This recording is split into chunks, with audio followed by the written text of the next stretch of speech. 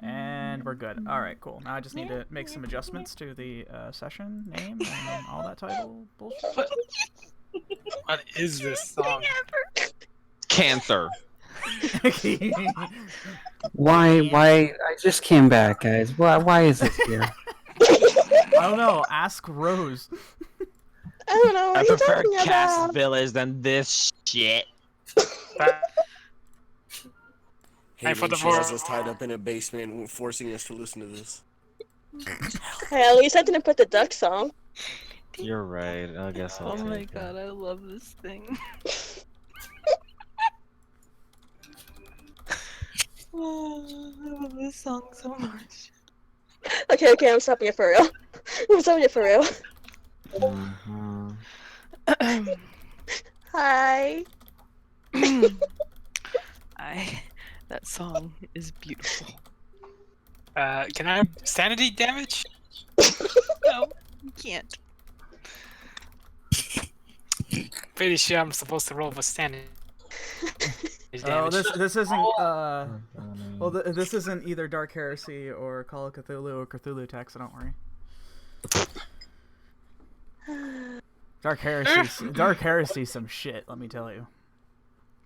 You wanna talk about if you want some Dark Souls in your tabletop RPGs? That's how you do it. Ouch. But also, if you're a big fan of like 40k Warhammer, then it's right up your alley. It's fun though. Fun game. 944.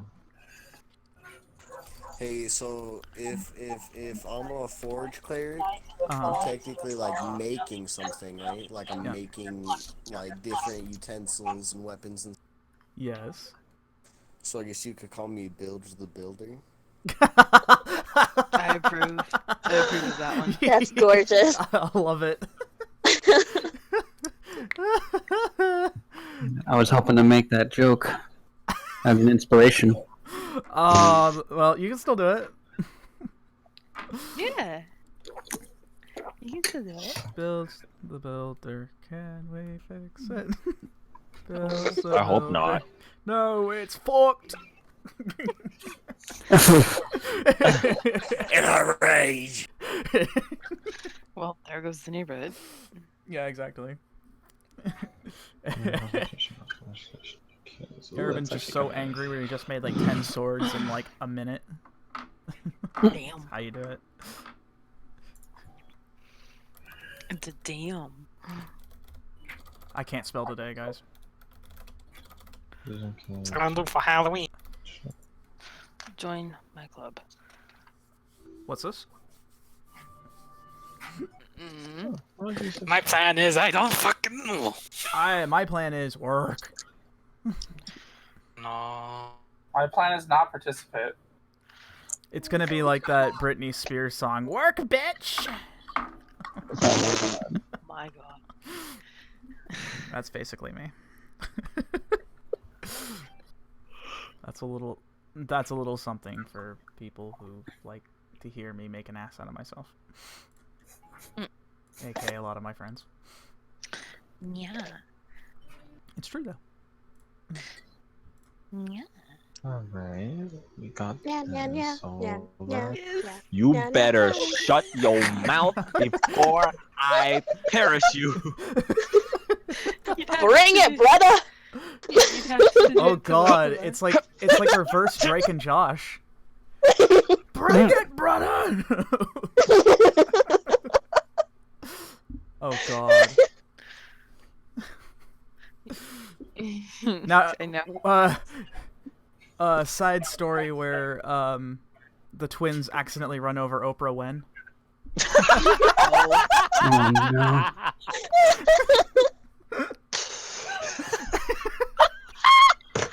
I don't get it.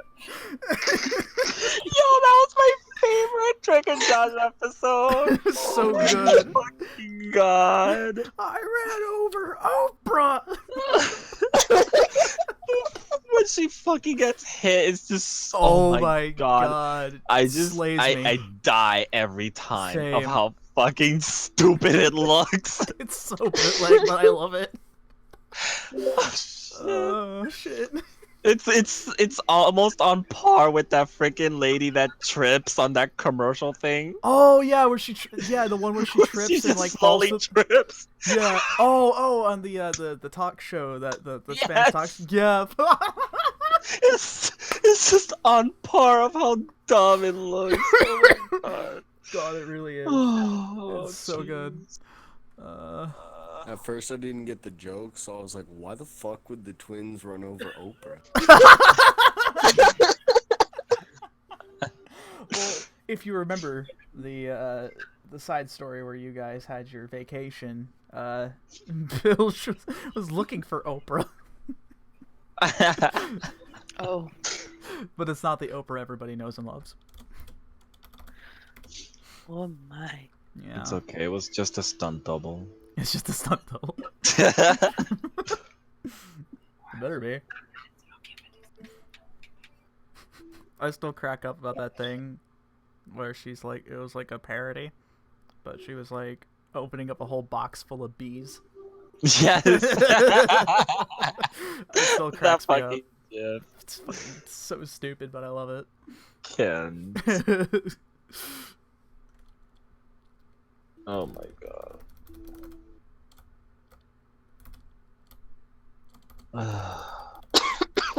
Excuse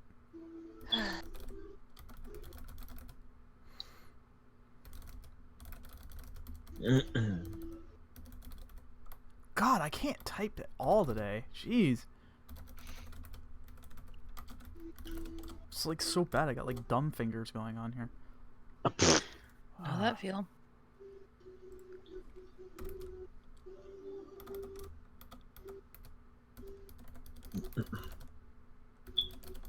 No, no, no, no, no, no, no, no, no, Okay, there we go. no. Okay. Oh, I'm like, where are the terminals? And they're just barricaded. No. Okay. Okay, What so is that that? should have fixed the there we go, session 48. Perfect. No, no, no, no, no, no, no. Yep, the title of today's episode is called Family Affairs.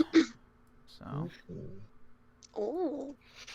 yep. 'Cause I know some of you are always eager to know what the titles are for some of these things. I feel You feel what? some fam drum. No. No, I wouldn't say that. Well, maybe. We'll see. I wouldn't say that yet. Yet. Kick. Alright. We're going to start here in a few minutes, so guys, get your dice, your character sheets, and your listening ears. Because we're going to be starting. Okay, I mean, Yes. ears. I got my kids, got my With dice. different dice set than yesterday. So bad. Yo, that God. session was so intense. It really was. It was very intense. Like, Yeah. God. That was. Oh, God. You guys made it though. We did. I was so worried for fucking Anya and Sizzle not making it. I was like, oh my, is it? They're gonna die a second time. Oh, God. I was so. I was on the edge of my seat. You know what really sucked about the whole thing for me? Was the fact that I had to sit by and do nothing because I'm too loud. I was like, watching like, yeah, I want to do something. I'm just sitting here. Me and my damn short legs. Okay. Sounds like someone needs a silencer. Someone does, but did they make silencers back then? Don't think so. Make one. I was about to say. You got the idea. Yeah. Oh my God. You know what? I'm a dingus. You know what I just remembered? Magnus has a magic attachment for his rifle. I could have used shield, so I could have avoided that nat 20. Oh my Oh, that's god, right. good job. Actually, wait, no, it would have been nat 20. It still would have been an auto success, right? Yeah, true. Yeah, sure. Yeah. So, Never mind. Not to mention his attack bonus is pretty high. Yeah, that's I heard like 26. That's when it was like jazz music stops. But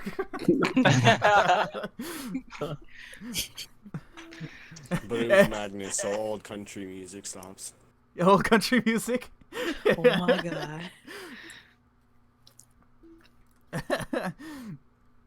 I have a feeling that even Magnus doesn't like country, but he had to put up with it because that's basically where he came from. When you hate country so much, you become it.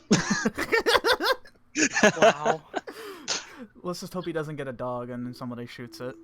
Then Oh my god! Oh god. Can we not? Yeah. Can we not? Then it would be truly country song. That poor dog. It's like I said, I could have obliterated the dog yapping and giving away our position, but I was like, nope, too loud. That's why I need like somebody to cast silence around us so I can just. But wouldn't you be able to see? Yeah, but those guys had their backs turned to us, Oh, true. so all they would have heard was a and just something fucking exploding. Yeah, the initial initial bang sound, would have yeah. been quiet. Oh wait, no, I'm thinking of fucking. Darkness. Yeah. Yeah. Which is something that Jack has both. Silence is more useful. Now that I think about it, darkness is. Yeah. Well, to be fair, darkness really helps you in that Patient. really dire situation in Arc 3. So, True. and Yeah, Fog Cloud. Yeah. Yes. I think it was pretty helpful in the. I think it was Arc 1 or 2 when we were fighting the big dragon lady. Oh, that's Arc 3. Oh, it was Arc 3. Never mind. Yeah. God, I am so far behind. That's alright. A lot has happened in Seekers. Like, dude, we've done this campaign for over a year now. Like, Yeah. can Feels you like believe we that? just started. Yeah, I know. Yeah, it does. There's so much more that needs to be done too, so it's gonna be fun. Well, anyways, if everybody's here, we can get started. Indeed. So, gonna go down the line here. I'm gonna get some more candy. Okay, well he's already here. So Alexandria. Yeah, yeah, Oh. He already I answered. didn't even hear my name being No, called. I didn't even have to. You were already like, I'm gonna go get some candy. So I was like, okay, he's here. Bring me some, please. No, you're not dying. Wow. Okay. What? No. Wow. Bilge. Here. Perfect. I was about to say Groovy Bot, but he's not a part of this. Jack. Why is it even still here? Get it out of here. Hold on. I? There we go. Okay, so alright. Moors, Yep. good stuff. Oh god. Tulius Present. and Xian. Hello. All right, perfect. We are here. Welcome back, Seekers for Reals. We're back. Oh my god. Back to our normal characters. I'm not gonna lie, I miss playing another character. Siege is fun, but you never know. You might get another chance again. But I didn't even get to use Cowboy last time to his potential. that is true. So One day. we are back after well, it wasn't really a hiatus because it was a one shot that Alexandria decided to roll for us, which was fan-friggin-tastic, by the way. That was a really fun time. But we are now back, this time in canon, for real. It was canon the whole time, okay? Yes. Maybe it was. Maybe it wasn't. We'll get to No. that. We'll It get to was. that, don't worry. All right, so last where we left off, the Seekers had just returned back from Stellport. In the meanwhile, on the other side of the world, across the pond, there was another group working against the Silver Hand. However, how that ended was the way I didn't expect it to, as the entire group fell apart.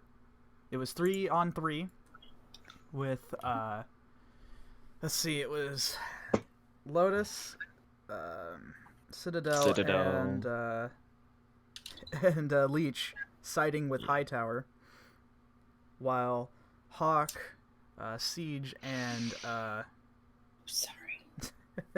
and Friction sided one. And you're probably wondering what happened to Whisper. Well, she died.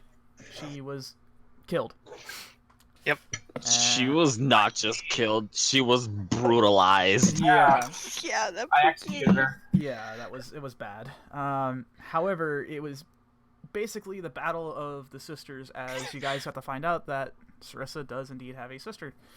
Her name is Neuraxia Eldrak, and she is a merciless bitch, as you guys have found out. Working as the vice president. She was not very nice. No. But then again, Well, shit. the company is the bottom line. But anyways, she came out as a force to be reckoned with, as you guys found out that she was the vice president of Hightower itself, being of very strong stature in both physicality and, of course, within the hierarchy of the company. It turned into, well, let me just put it this way. To put it lightly, it turned into a fuckfest, as Whisper then was immediately obliterated by Leech. Sarissa came in to try to fight, scored 2 nat 20s against Leech. Leech was brought back by Lotus. Everyone was attacking one another, was confused, screaming all around, until Sarissa decided that it was the best time to book it by using a quick teleport spell to get herself, a dying Hawk, Friction, and Siege out, unfortunately leaving the cryopod behind. When the other 3, the group who sided with Hightower, went to bring the pod out, Citadel noticed that there was a name engraved on the pod itself, and it said Wolfgang. It was big reveal there. That's gonna haunt me forever. What that means, we're not quite sure, but we'll probably find out sometime. Meanwhile, on the other side, Sarissa was giving an offer to the other 3, saying that they could join the Silver Hand and try to make things right, especially by getting Whisper back, as apparently, according to Sarissa, there is a way to do it. Which the 3 decided that it would be a good idea. So now the Silver Hand has some new recruits. So back to the Seekers, though. You guys had just come off of vacation. It is currently a couple days afterwards when Kane suddenly showed up, horribly beaten and bloodied, and he passed out right in front of you, saying that he's going to need an ibuprofen, as he normally would. The result. One? Well, if you by ibuprofen you mean morphine, then yes. The good shit. As he passed out all in front of you, the result of that was Evans promptly freaking out and bringing him to the infirmary, in which you guys have been kind of wondering how he's been doing. There has been very quiet in the HQ for right now, but all of you have been just sort of tending to things that are your own devices. Yep. So we're gonna start with Bilge. So Bilge, it's been a couple days since you guys got off of vacation. Like I said, it's been very quiet within the facility. However, if there's anything you'd like to do, feel free to tell me now. It'd be a good time. Wait, so if I go to the inflamery or whatever it's called to see Kane, will they let us see him, or are we not allowed in? I don't know. You have a. Do you want to try to find that out? Yeah. I'm gonna wake up real early. Okay. Yeah, for anybody who wants to get on in this as well too, if you're worried. Yeah, I'll go as well. Okay. Where is his paw? Okay. So that's 3 people. I like to go as well. Perfect. All right. That's 4. It's anybody else who's interested in visiting. Visiting who? Kane. Oh yeah, Evan. No, Kane. Kane. dude. Silly sausage. Hold on a second. Wow, you would prioritize Evans over King. Well, to be fair, Hey. he's a higher stature, but you know, he's the commander. But I assure you, Evans is fine. Probably a little still shooken up about what happened to Kane. But... I think I'd like to visit Kane. Okay. Anybody else who wants to try to visit? I'll probably tag along. Okay. So that just leaves just Moors. Are you sleeping in, or are you doing your own thing? I don't need to check on him. I know he's fine. Okay. I know he's that guy. I know he's fine. He's fine. Yeah. Smoking. Not terminally ill. But if he is, I hope somebody tells me. Yeah, it's definitely not terminal, but so all of you guys get up in the morning to go see him. As word has been very quiet, there has really not been a whole lot of talk about him in general. It's sort of like this weird juxtaposition between being excited that you guys were able to retrieve yet another artifact and take care of it, but also knowing that one of their top veterans is out of commission at the moment. And so with that said, all of you head over to the infirmary, and the receptionist, it's not Linda. Oh, damn. No, not Linda this time. She seems a bit hesitant on letting you guys through, but seeing that almost the entire group has come to see him, it's kind of... She's kind of got her hands tied at this point through sympathy, and she allows you to go through. And currently, when you guys open up the door, Kane's just sort of laying back, pretty bandaged up from around some part of his face, but mostly it's his torso. It's been all completely bandaged up, and apparently he's like wide awake, and he sees you guys. I throw a coming through. card at him. Ah! Surprise! I can't react fast enough. It hurts. And I'm gonna elbow Alexander in the ribs. Why? It's not a bomb. I hope not. Be nice. It better be The not. man's already like broken in several ways. Although to be fair, if it was a bomb, I probably wouldn't feel it too much. This morphine's good stuff. Great! You have 15 seconds to react. What? Just kidding. Oh god. I smack Alexander. back in the head. Oh. I just need his stomach. Oh my god. Guys, stop beating up on the poor guy. He just wanted to... brother. Okay, look. It's fine. I'm used to this. He's gonna burn through all his drugs. Let him enjoy it a little bit. Jesus Christ. Well, anyways, nice to see all of you guys here in the incredibly early hours of the morning. My sleep schedule is all sorts of messed up. What's going on? We had to come check on you. Yeah.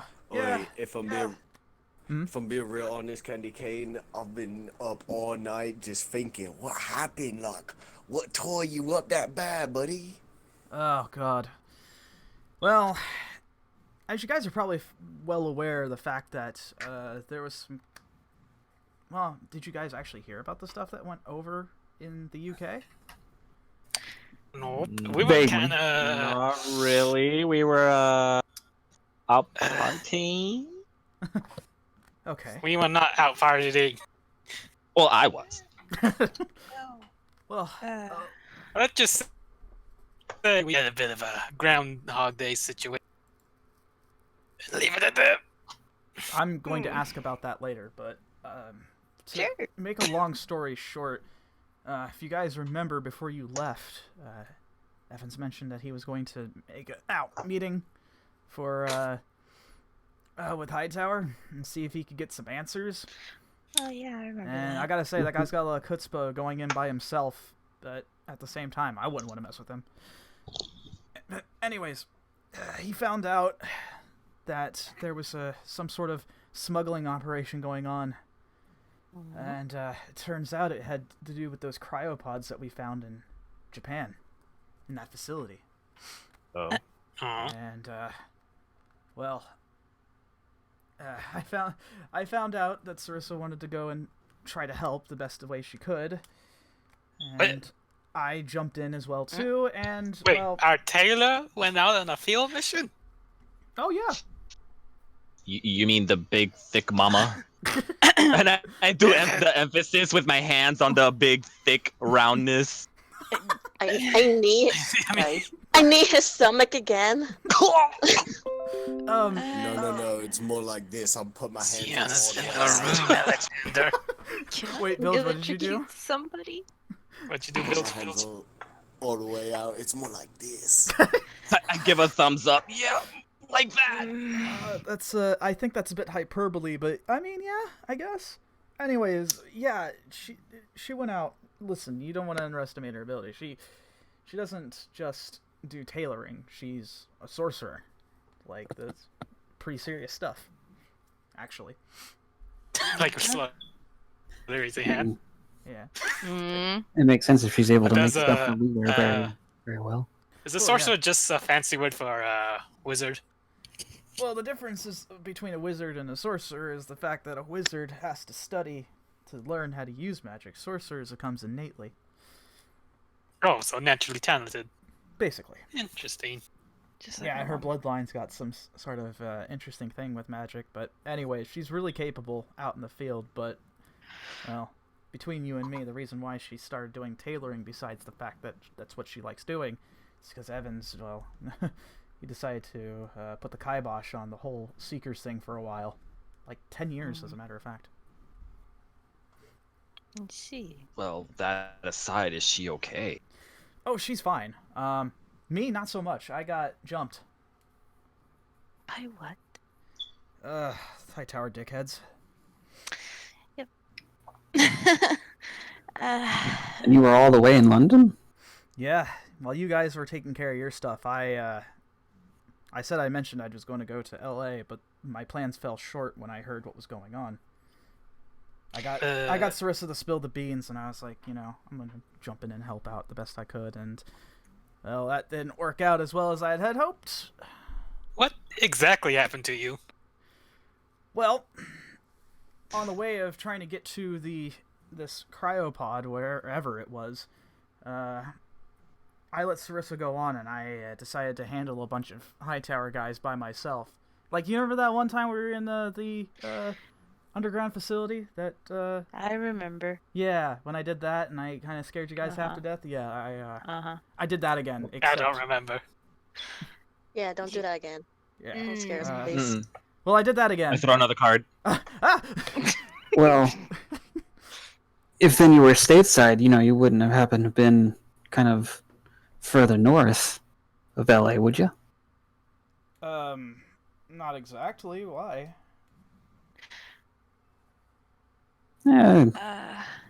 It's one of those instances where you see someone in public and it looks exactly like someone you know, but in the back of your head, you're like, no, that can't be him. That's just someone who looks exactly like him. Had a bit of an experience like that. Really? Well, then again, I'm pretty generic on the outside, so I guess that makes sense. His name wasn't. I don't know. Wait, his name? Yeah, some fellow that goes by the name of Agent of Fate. You can actually see his eyes kind of go wide. He's like, "Don't be saying that stuff near Evans, dude." Too late. Oh no. No. Some sort of. What about Agent 97? Does that ring a bell? No. I know about the Agents of Fate though. Okay, because this guy kind of shares your soul weapon in a way. Well, that's impossible. Soul weapons are entirely unique. No, I was right next You to have a dad. Can I? I do have a dad. Can I roll insight to Sure. ascertain whether or not he's Talking about this Agent 97 and the Agent of Fate, does he kind of tip off anything May I join that? interesting? Okay. Yeah, if you're like, what are you trying to ascertain exactly? Does he react like knowingly? Like, Yeah. this Okay. could be him. Okay. Yeah. May I join Oh, a natural 20 for tonight. Oh Jesus. Oh shit! That's a good start. Alright, here we go. So Tullius, you're pretty good at reading people. It's always been kind of your thing in dealing in social situations, and you especially are really good at making eye contact. Two things sort of happen when you mention this. You can almost swear you can actually see a moment in which, when someone tells you something and you get that little skip of the beat of your heart. You swear you almost see a physical reaction like that in game. That's kind of what you see. And, Yeah. Well, I mean, hey, if you were as far south as LA, I mean, there's no possible way. yeah, no, but you said he had my weapon? He had Oathbinder? Write down. I was Look. strikingly familiar. Well, either I have a fan, which is unfathomable, or two, that's a copy. Mm-hmm. Do you have a brother by chance? No, I was an only child. Are you sure? Fairly positive. I mean, if I had some long-lost brother, that would be really interesting. But even if that was the case, he could be entirely mundane and not have a soul weapon, and if he did have a soul weapon, it might be different. From what you're telling me here, it sounds like it's exactly the same. Like, Yeah. made entirely out of ice.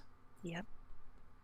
Had that sort of, he actually holds his hand out and summons it out to the side of the bed.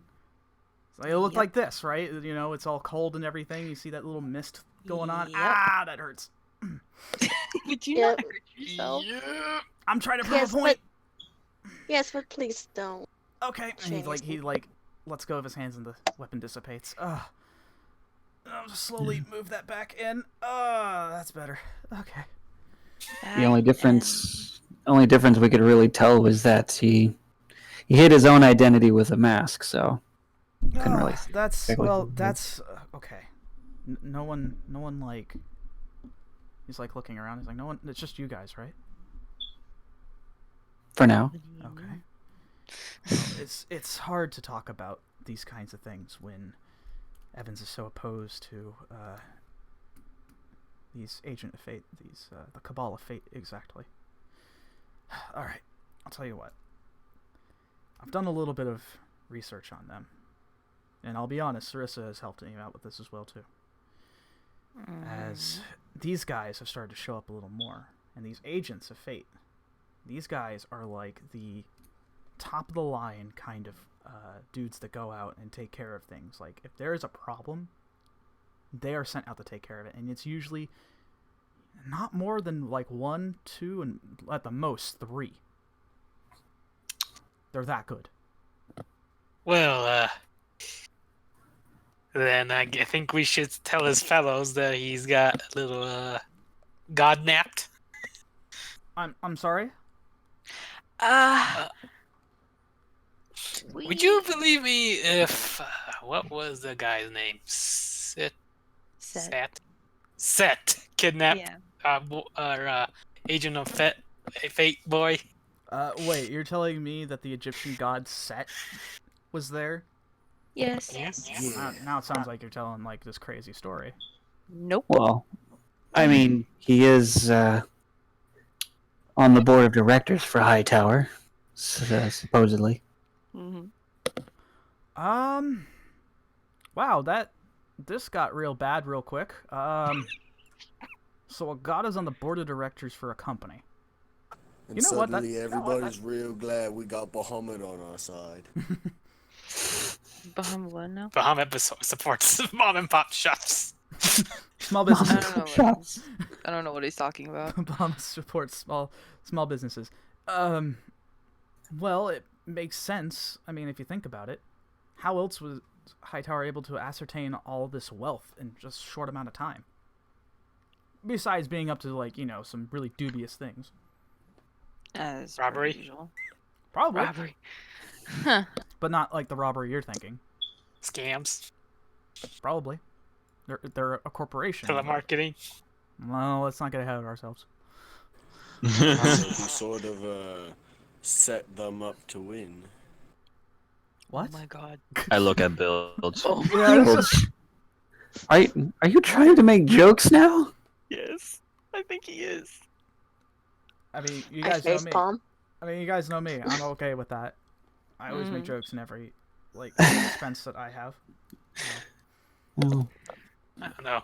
I feel like, I guess, odd coincidence. I figured he was related to you or something.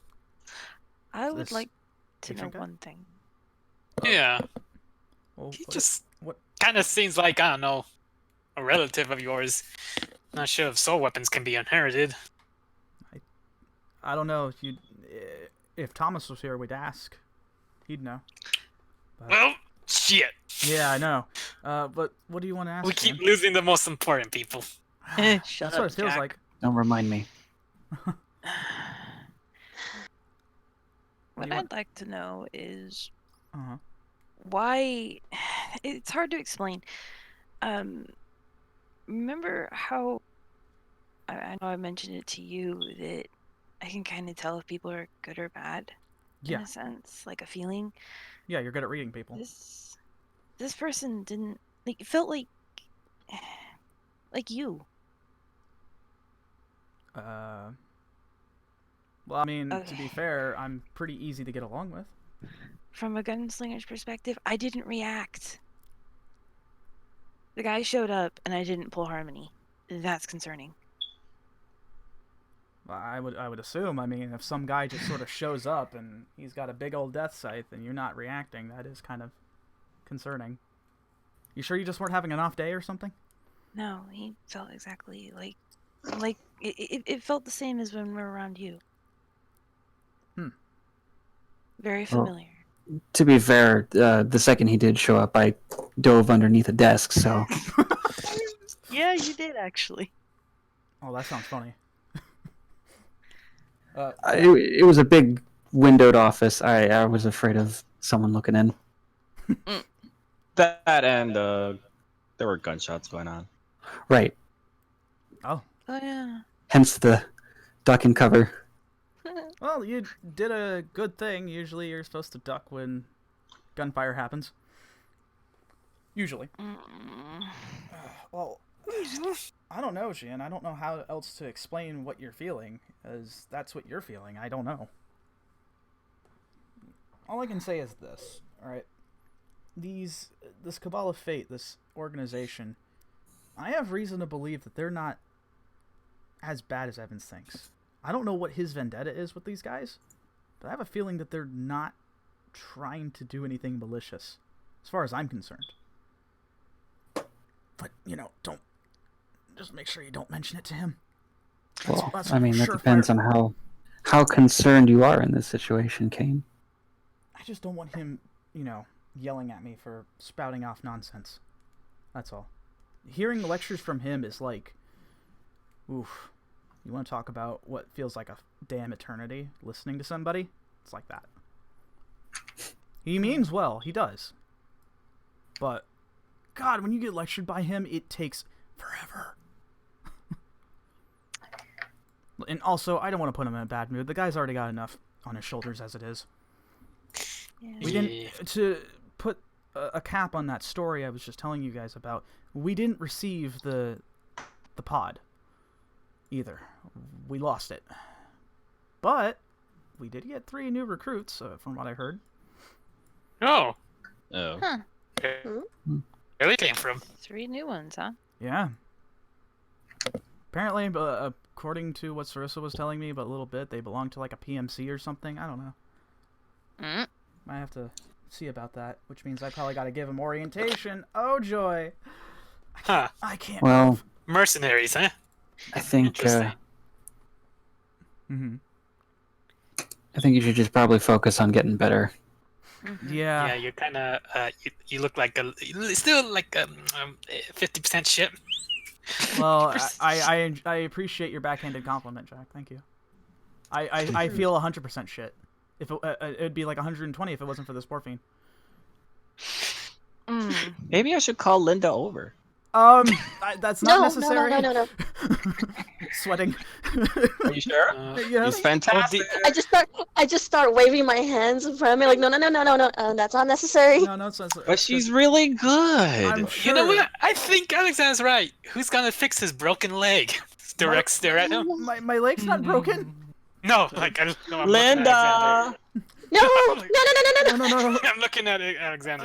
Like, It's like I just need his stomach again, harder this time.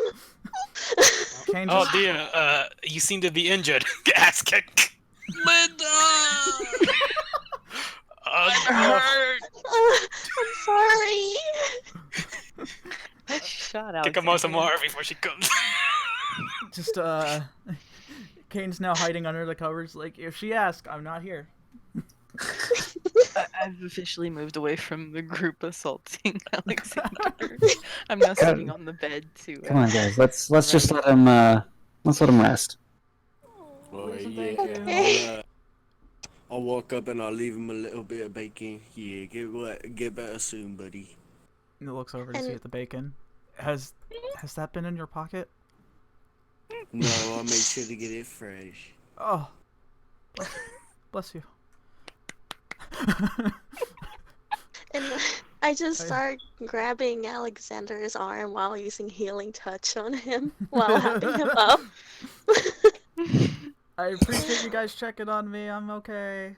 Don't heal me. I want Linda to heal me. Get him out of here. You know what? And I just shove him. You have Linda, I'm falling. I can't get up.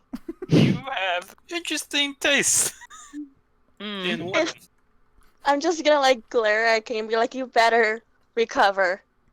It's not like whatever, and I just walk away. I'll do my best. I can't heal myself. Okay, bye. Alright, so you guys head on out and leave him be? I sit Can I make my way to Thomas's workshop? Yeah, absolutely. What are you doing there? Is anybody in there?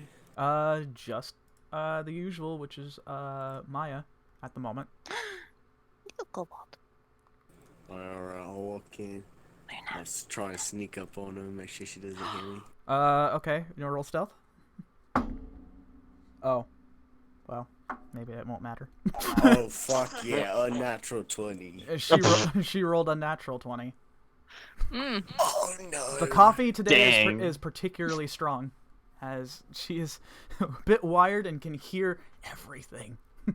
Oh no. However, it seems like even with you sneaking up, she doesn't quite respond. Just sort of at the terminal that she's at, kind of doing her own thing. Sitting on top of like 3 books. 3 books. Alright, good. She doesn't see me, so I'll just keep sneaking up to her. I'll get like 5 feet behind her. Oh no. And when you I'll be like, oh, she's about to do the same thing, so all it turns out is just a loud screaming between the both of you as you're both trying to scare one another. And you just sort of stare, and she just stares at you as like, well, that didn't go as planned. I'll get you. I'll get you one day. Anyways, what you doing here? Oh yeah, alright. So can I ask you for a favor? Depends. What's the favor? Alright, so check it out. You know, me and the Seekers were a team. We're out here taking out all these like super crazy dudes. Like we just found out we gotta take out this like set god. He's like super rich or something. Wait, what? Yeah, it's crazy. So anyways, did you just say god? Yeah, but he won't live that long. We'll take him out. I love his optimism. Your optimism is... I wish it was as infectious as it was, you know, apparent.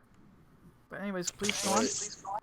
Just saying, I got this optometry from Bahamut. Commentary. I'm dead. Anyways, as you were saying?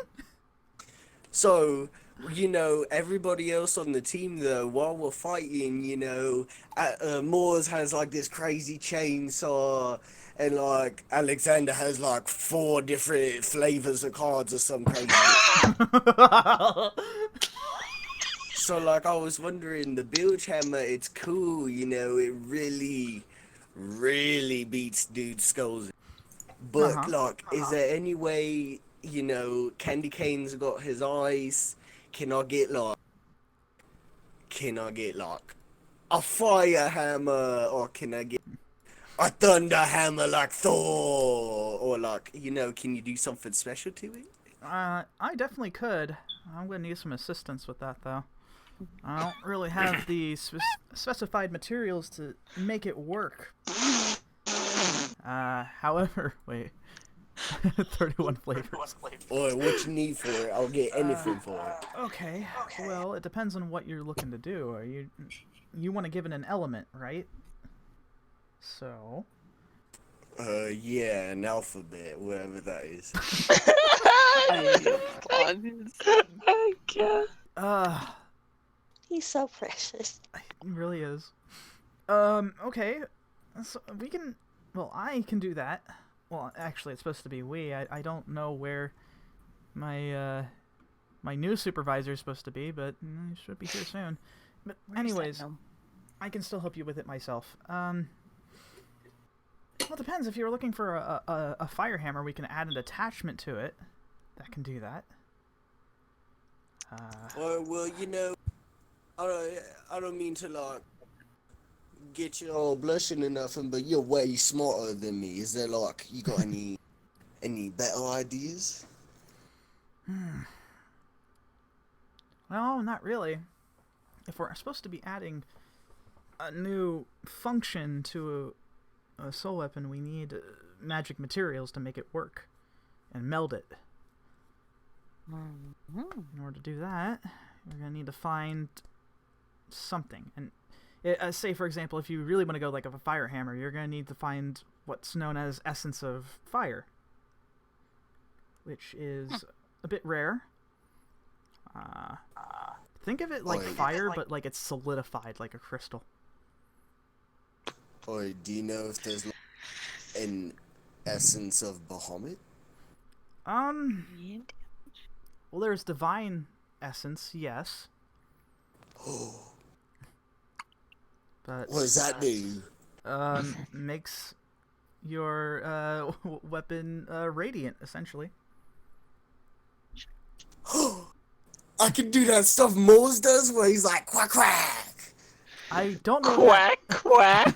I don't know what that means, but sure. Oh fuck yeah! Where can I find one of those? Let's see, divine essences. They can be made through clerics. However, to do so, well, yeah. I mean, a fully dedicated cleric of whatever religion that you was it. You're with Bahamut. Oi, so I'll go to your sister. Right. Yes. Well, I don't know if Ven can help. Maybe. I'm probably gonna have to do something in order to be able to get this essence. It's not gonna be easy nor cheap, but you can probably do it. It's not impossible. Alright, so just ask around and come back when I find one of these divine essences. Yes. Alright, thanks so much. Have a good one. I'll start running out. God. Wow. He's so precious, but also something else. And she turns right back to her work. Alright. So, Bilge, what else have you wanted to do? Okay, so the main reason why I got up so early this morning is because I gotta go find Commander Evans. He's in his usual spot, as per usual. Oh yeah, I'll wait forever on the elevator, get out, Mm-hmm. and I'll kind of take a couple of breaths, and then walk in the doors. Okay. Yeah, you go ahead and walk straight in, and you see that he seems to be reading at the point in time, but he hears the doors open up, the little shutter, and he looks up and he says, "Oh, there you are, Bilge. How are we faring today?" Oh, good. I just found out about some crazy Bahamut stuff I can do, but that's Really? all. Well, that's fascinating. What did you find out, if you don't mind me asking? I got. Have you ever heard of this thing called a divine essence? Essence? Yeah. Yes, divine essence. It's a well, essence in itself is a non-solidified form, but you can crystallize it in order to be able to work with magic items and such. Could theoretically be melded into soul weapons, as a matter of fact, but it's usually that's exactly what I'm trying to do. Yes, it's usually made through. Well, believe it or not, made through prayer to a god or a goddess, one of the two.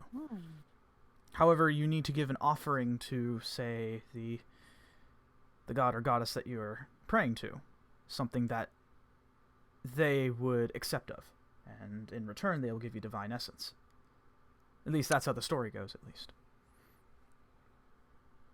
Oh, well, do you? I mean, I know so much about Bahamut, but maybe you know a little more. Do you know, like, what Bahamut particularly likes? Well, if the stories are to be believed about Bahamut himself, he is very much so. Well, if we had to put him as a person, like you and I, he is particular to good deeds and mainly justice. Say if there was something that went wrong somewhere, say here in Dawn City, an injustice was committed. Of course, he wouldn't like that at all. However, if you were to right that wrong, you'd probably gain his favor. So essentially doing good things is one way to do it. As far as materials, I can't see him being materialistic. He's a platinum dragon after all. Not one of like the chromatics where they're entirely materialistic. You know, having hordes and all that, if you've ever heard of stories like that.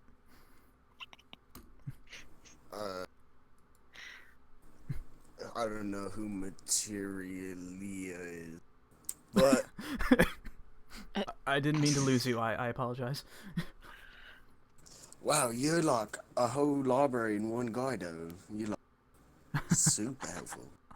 Well, when there's times that I do not need to do my normal work, I tend to stick to books and such. Just sort of a pastime. But, yes, was that all that you needed to ask of me? Oh, no. The real reason, sorry to, get the off. No. So last I asked last I talked to you, you said that you found where my family is, like where my tribe's at right now. Ah, yes. They're indeed midwestern of the United States, yes.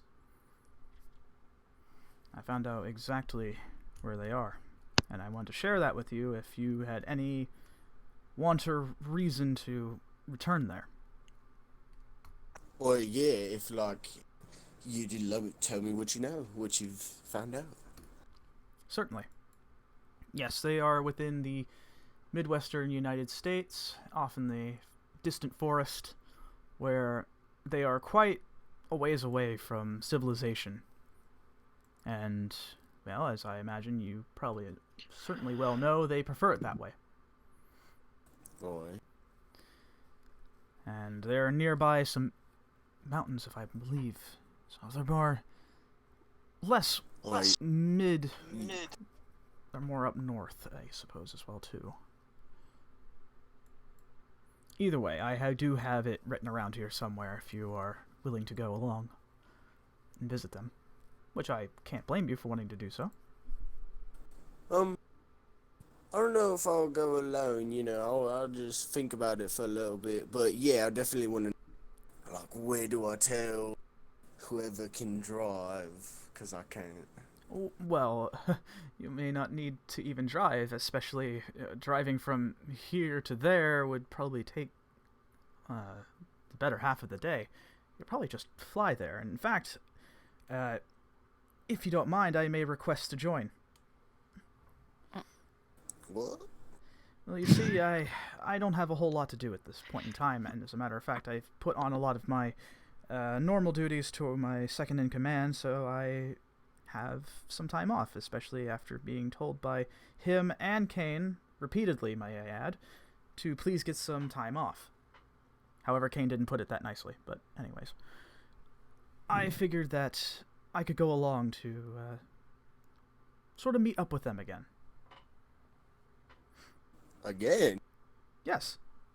I've met them. Man, who, like, my tribe leader or like... Yes, tribe leader. What? When? While you were out. You know, when you were enjoying your vacation and such. We were gone for like the whole weekend, so I had some time to myself to try to figure things out. I mean, you're the commander. I can't tell you can't come, but my mind is like blown right now. This is crazy.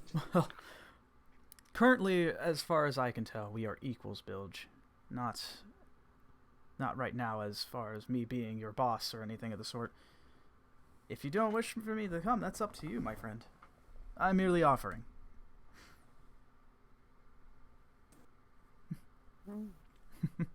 I mean, if I could be honest with you a moment, it's like way more like if you hung out with Tulius, he's got like all his little music and everything. Uh-huh. He is a bard, yes. Yeah, he'd probably be like way more fun than what we're about to do. That's up to you, my friend. The reason why I'd like to tag along is to sort of talk with the tribe leader once more. Business and such. Well, yeah. I mean, if you got a business, I don't got no problems taking you. Great. I would much enjoy that. Besides, I gotta get out of this office. Been stuck here for too damn long. He gets up out of his seat. So like, if you're not in here in this office, where can I find you? Like when I'm ready to go. Well, you can just... Oh, wait. Well, I was going to say you could just send off a text to me, but I forgot that you have some trouble with the phone itself. Well, I suppose I could be waiting here within the office just to make it easy for you. Or you can get somebody else to tell me. Oh yeah, I'll figure a way through the phone. Mine's pretty cool, you know, being a payphone and everything. I'm very, very certain you are correct in that statement, yes. Well, I'll be glad to be able to tag along. It'll be nice. Well, alright, then I will let you know. I'll see you hopefully soon. Works for me. Thank you. And he goes ahead and waves you off. As you... And I will go running off. I guess I'll spend the rest of the day in the church making shit on the forge and praying to Bahamut. Oh, yeah, so, yeah, you are working at the forge. So here's the thing, Bilge, with your little, forge buddies, your little congregation of sorts. There had been talk about, who would be the lead cleric of the forge. And you've heard the fact that they have anointed a new leader. They're not quite sure when they're going to arrive yet, as they are coming from somewhere in Europe. However, you hear the term Warforged being thrown around a lot. But other than that, a lot of it seems to be hearsay. Oh. Eyes. That doesn't sound like Mo's event. So, I don't know how I feel about that guy. I guess since I'm just spending the day there, I'll like scope him out from afar, see if I can find him within the church. You kind of look around to find out if this Warforged. You're not really sure exactly what you're looking for, but as far as you can tell, it just seems to be the same people that you know in and out of the Church of Bahamut. And, of course, the Forges as well, too. As it seems to be a lot of your Dwarven buddies. Alright, I'll just keep an eye out for that one then. Mm-hmm. Okay. So you just spend the rest of the day just sort of at the Forges doing your own thing? Aye. Alright, cool. So that's just like for the whole day then? Well, yeah, until like night time. Okay. So yeah, night does come by very quickly as you are very... You got sort of tunnel vision within your work. You're very heavily concentrated, and before you know it, it's like the sun's starting to come down, and you're kind of realizing, oh, wow, I've been at this for a while now. Night's about to fall. So what do you do? Uh-oh. Did we lose Bilge? Oh, there he is. Yeah, you can do it. Well, You can do it tonight. No, yeah, I'll join everyone for dinner, you know. I'll be a little quieter tonight at the table, and then I'll just go off to me room. Okay. Yeah, for anyone who usually likes to eat with everybody else, yeah, Bill just kind of quiet the entire time. Which one of you guys would be more prone to sort of hanging out together on your off time? We'd say like Tulius and Bilge there, maybe. Moors and Bilge, Xian, Bilge. Please pass the egg salad. Yeah, in the mess hall, probably. Okay, yeah. Yeah. It's fine.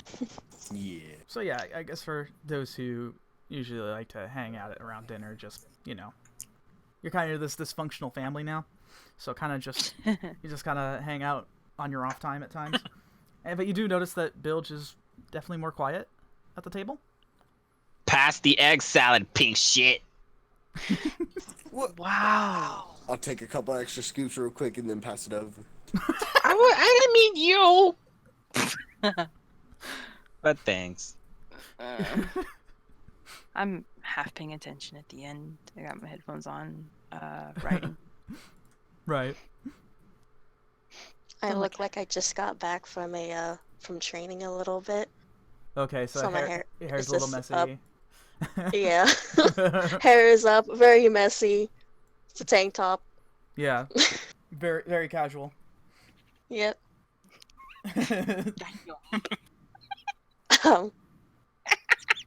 Sorry. Alright. Yeah, so Bilge just took like a big gob of egg salad, apparently. Egg salad. So you're just kind of hanging out. Yeah, Bilge is uncharacteristically quiet. I'm just gonna take the egg salad from Alexander before he gets it.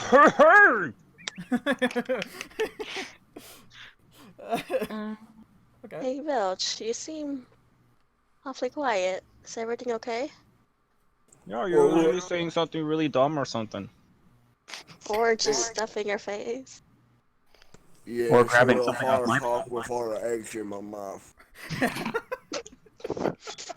Or can I ask? Just like please something. Okay. Yeah, by this point you've usually taken half my plate, but I mean, I still got food on it. You feeling alright? You want my food? Oh no, yeah, I've just been thinking a lot, you know. That's pretty dangerous. You thinking? Nah, I'm concerned. And you haven't hurt yourself I yet? I second that.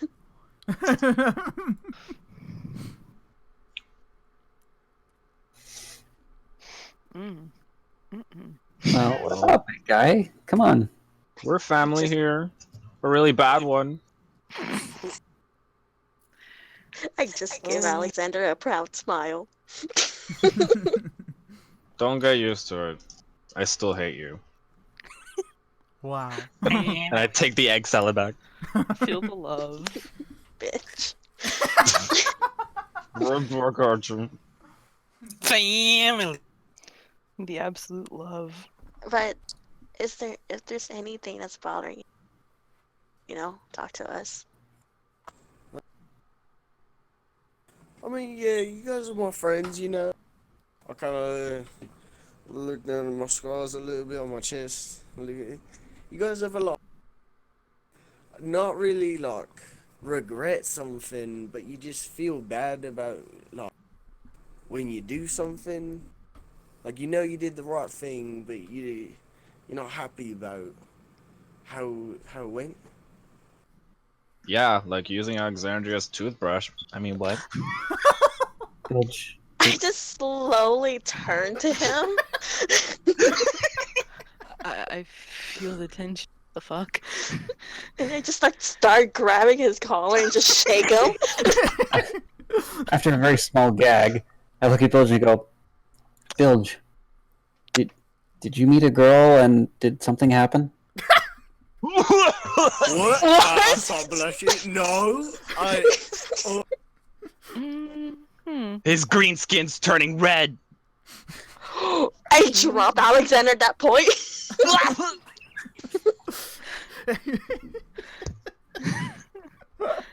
Wow. Amazing.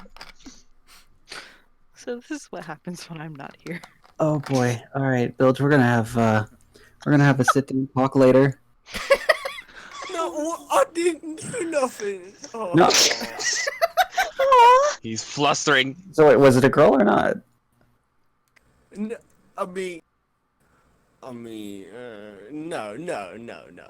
I mean, it's okay to be going on both ways. It's I'm like fine. half listening. Insight check. Insight check. Mm-hmm. Okay. Insight versus Bilge is deception or persuasion. A little bit of a surprise. Tulius, when you put him on the spot like that, I swear. And I just I mean, the way he was putting it, I thought, listen, everyone's been young and dumb. Oh. I glare. Not that dumb, I just raised my brows, personally. Oh. So Xian, what did you roll? Unnatural 20. Unnatural? Unnatural. Bilge, what was you can send it to me if you want in private DM if you were trying to hide or no. Wait, no, I'm just I'll say you feel like Bilge isn't really hiding nothing, he just doesn't really want to talk about it. Okay, there you go. Okay. Fair. Yeah, you kind of get that vibe from him. 1 sec. Go ahead. Oh, you don't want to talk about your things, but you forced me to tell mine. Well, no, Well, let's give him some space. He's trying to deal with some issues. Bilge, I apologize for infringing on your personal space. But don't think I forgot about, we all put our hands in there and Alexander had to come clean. It's just I'm a little slow thinker in case you guys haven't figured that one out. So I just got, Oh, that's a shocker. I just elbow him. So when the thought comes through real clear, I will let you guys know what's on my mind. Is that fair? yeah, Alright. I think Fair to me. that's more than fine. All right. But if you do ever meet a girl, and I just kind of grab his hand and then put something in his hand, just keep this in mind. Oh god, I don't even look at it. I just blush and walk away off to my room. What did you give him? Just something to keep him safe. Good job. Oh I did not just give him what I think you. I don't know. Hey, it could have been a piece of candy. I'm willing to bet I it glare. wasn't. I just like shield my eyes from like I just shield my eyes from Alexander and just No, but to Nom. be perfectly honest, it was a piece of bacon. Inside tag.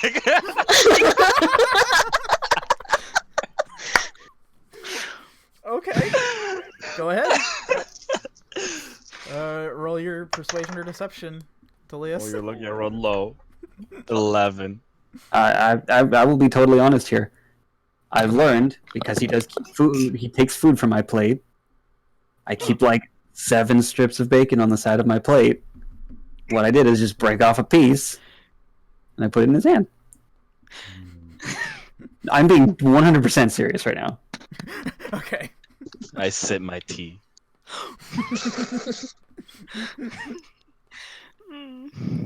Beautiful. Oh. I can't deal with this right now. And I just get up and get more food. Hey, can you get some more egg salad? Get it yourself. Damn. If you all... Oh, excuse me. Oh. I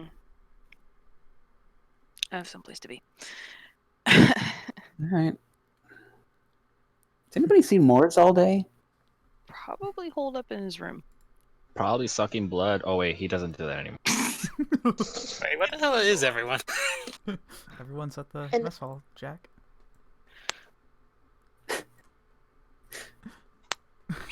Just comes up to just sitting at the table. Hey, where are we at?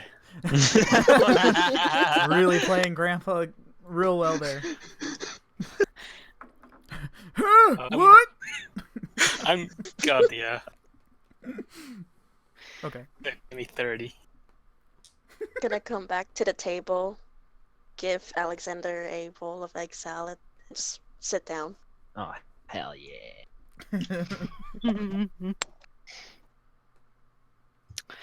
Huh. His fascination with egg salad is concerning. What? It's today's special. I'm making a joke. Okay. Xian left. That was out of character. Yeah, Xian did leave. Okay, so we'll move the scene from the mess hall to back to Bilge once more. Bilge, you going to bed for the night? Yeah. And then, I'll say a couple hours. I'm not too good with numbers. I don't know how many. Of not being able to sleep, I'll just hop out of bed. Kind of stare at Buggy for a little bit. Buggy is like passed the hell out right now. Good dog. Kind of snoring a little bit. I'm gonna leave him and let him sleep, and I'm gonna sneak out my door so I don't wake him up. Mm-hmm. I'm gonna walk over. Mhm. I'm gonna walk over to Moore's door, and I'm gonna check the doorknob, see if it's on. Moors, do you lock your door before going to bed? Normally I do, yeah. Okay.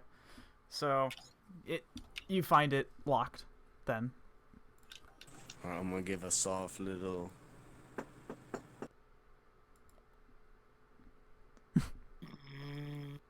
Who is it? Oh jeez. Oh my God, it's me, buddy. Shh. Can I come in? Oh. Yeah. Okay. He unlocks the door. You're able to open it. I'll walk in and I'll just kind of stand there for a minute, not really knowing what to say. What's up, bud?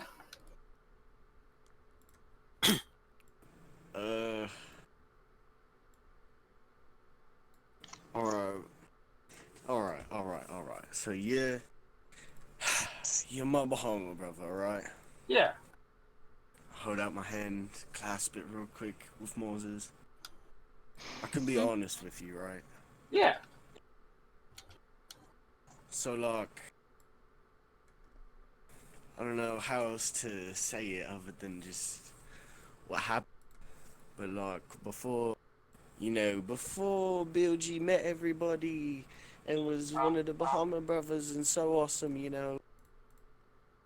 I had, like, a family and a tribe that I came from and everything. And I looked Moses right in the eyes. And I kind of just abandoned them. Oh. Nani? Yeah. Why'd you do that? I was tired of the shit. They hated me. I was stupid. I didn't fit in nowhere. I have nothing to do. And they just... That sucks. And so one day, I left. I got real fucking mad. And when you guys first met me, I was getting like too mad to even see all the time. That shit was, before I found Bahamut. I kind of looked down at all the scars on my chest. But anyways, since I've met you guys, things have gotten better. But I've had like one thing, I don't regret leaving because it gave me the chance to meet you guys and make a brother.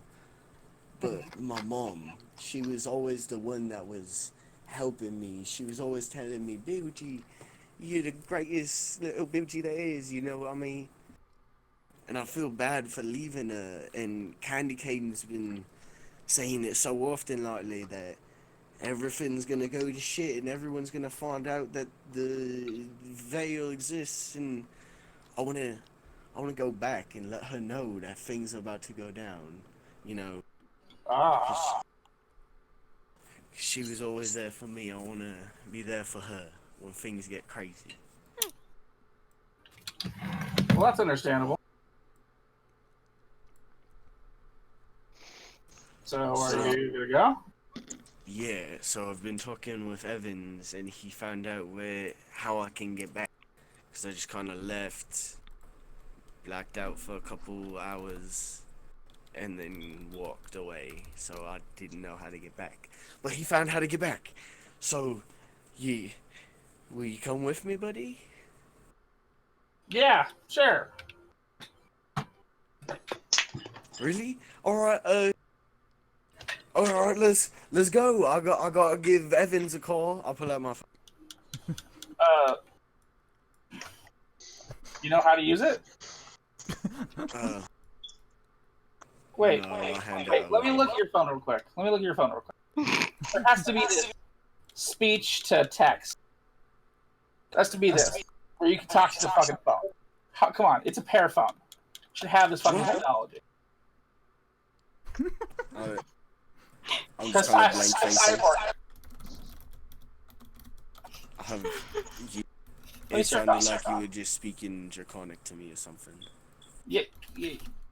Let me see your phone real quick. Yeah. I'll hand it over. Okay. I'm gonna look on his phone to see if I can activate a speak to text. Oh, okay. Where you can speak to your phone, and it'll like open the menus and shit. Right. You would say that Moors is pretty well versed within technology. I think it's probably only Bilge that isn't familiar with it, right? Yeah. Oh, and Jack to an extent as well too, because he's old school. Yeah. So you're able to find it through the settings. What's that? And you're able to turn that on to text to speech. The only thing that needs to be done is just hold down the button. Yeah. I'm gonna show him what to do. You do this, you talk. And what, like, I just hold it and it's Colin Evans, and I just, oh, hi, Evan. Well, see, press the button and say call Evans. Like, just ask the phone to call Evans? Yeah, do it. Watch. I'll hold the button. Call Captain Crunch. You hear the no. Well, You need actually, interestingly enough, the phone responds, "Now calling Captain Crunch," and you hear it ringing. Until eventually you hear over speakerphone, "Yes, hello? Bilge?" Oi, Commander. Yes, Bilge. It's really late/early. What are you doing? Is everything all right? Yeah, no, everything's alright, but I know you said that you wanted to come with me, and now Mola said that he'll come too, to go see my family. Go back to my tribe, yay! Oh, yeah, we can do that. That's fine. It's like it's like almost 4 in the morning, but yes. Oh no. Oi, I evil never sleeps. Oh, hey, we leaving now? Yeah. Yeah? Okay. I'll go get the car. That won't be necessary. We can just fly there. It will take a long time to drive. Do we gotta fly? If that's what you want, I will be personally flying, and I suppose if you guys want to have a bit of a road trip, I don't see the harm. What do you want to do? This is your thing. Oh, no. You know, you remember how you and me, we got, like, tainted or something? Like, with the blood, and yours was the bloody dude, and mine's, like, some crazy shit? Yeah. Since we've got, like, a whole plane, we could fly to my place, make a quick stop, because I don't think it'll take that long, and then we can go wherever else we gotta go to get Bahamut to clean us up. I'm sorry, was this something about tainted blood? I hang up. Yeah, I hang up. Okay.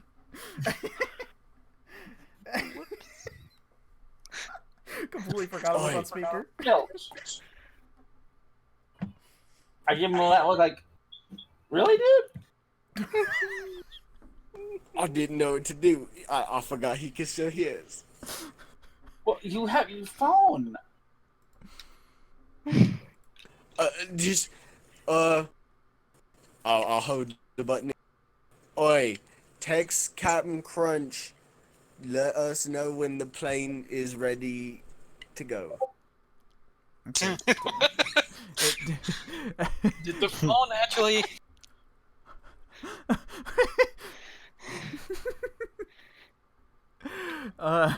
When you accidentally tell your boss you have AIDS.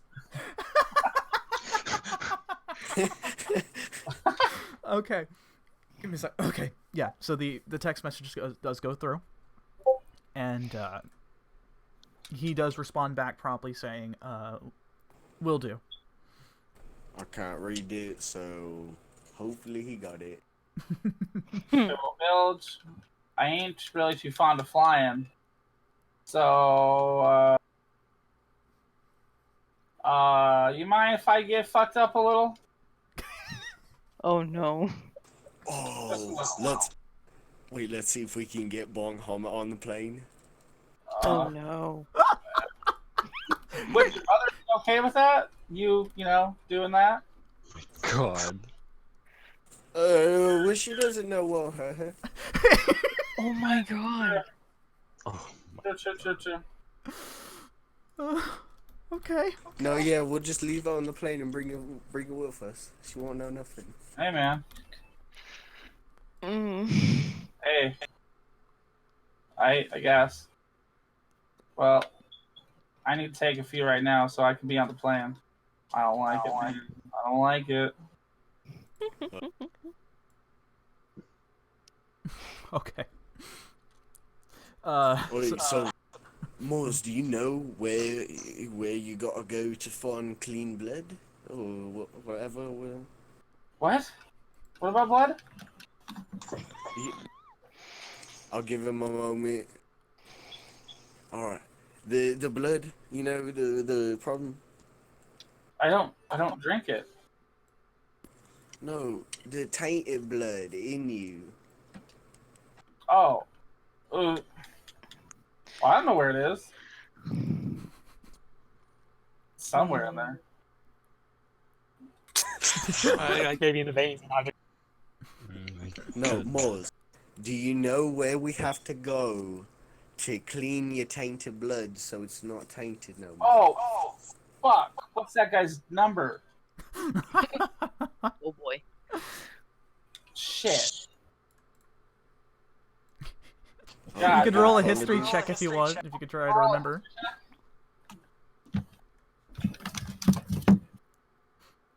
One sec. Okay.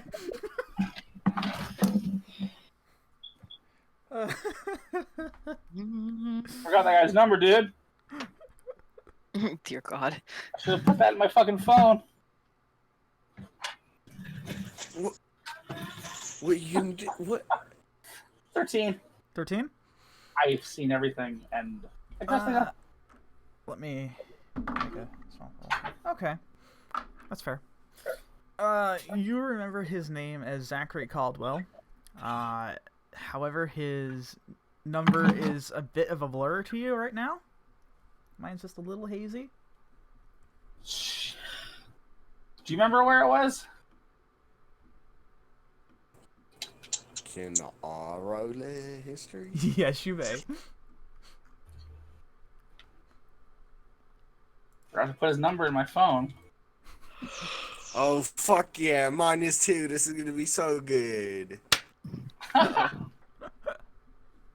you roll? Oh, it's worse. 12. You don't really remember. You remember his name, Bilge. You do remember his name as Zachary. But you definitely remember a face, but the number? Nah, that's beyond you. Fuck. Oh boy. Run around screaming in the city. Maybe that'll. Oh, wait. You have your phone, Moz? Yeah. Alright, can I take... Wait, is your phone as good as mine at that crazy talking to it stuff? Yeah. Alright, I'll hold the button, and I'll be like... Find, and then I'll say Zachary, and then whatever the fuck his last name was. I don't think it's that advanced that you can find a guy. Instead, you get a large Google search of a bunch of different Zacharys. I am not going through this whole bullshit list.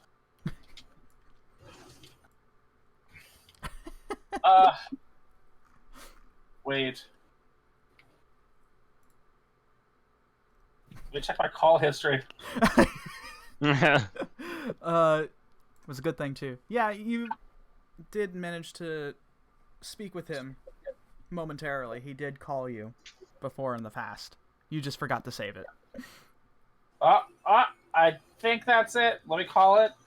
I'm gonna call it. You're gonna call it? Okay.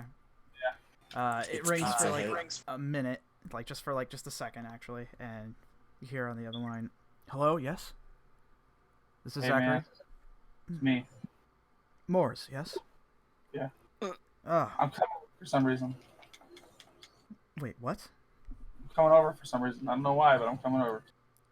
To fix the Crimson Curse, do you not remember? No, I know, but right now, at this moment, I do not know why I'm going over there. Well, to be fair, I had asked for you to come talk to me a little bit about trying to fix it after you were done with your, affairs. What? I was gonna do it, but I can't say the reason. Okay. Important silver hand bullshit. Looks towards the bong. Oh my god! Well, I'm certain you're quite busy, and I know that they keep you busy there, so I'm not going to hold it against you. The only thing is I only wish to see you healthy and not going on a berserker rage, is all. Just make sure you get here soon, within the week. If not... Yeah, that'll probably be within what'd you say, Bill, a few hours? few hours, right, Bilge? Minutes? Plans. Yeah, no, give us like a couple hours so we can. And I'll look over at the bone helmet.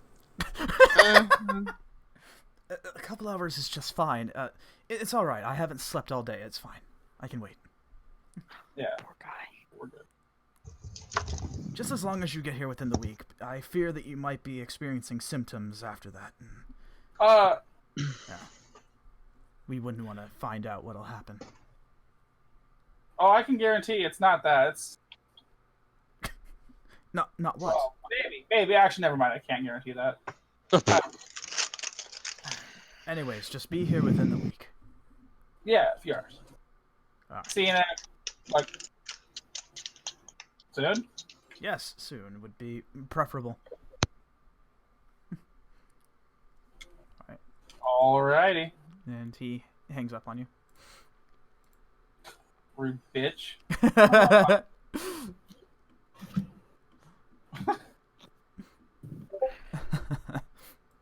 Okay, so, what do we do in the meantime, Bilge? I guess since I've got a couple hours, I'll see if I can find a cure for my blood until you get back. Oh, okay. Alright.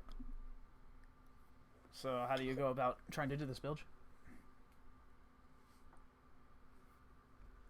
I'll go to... Wait.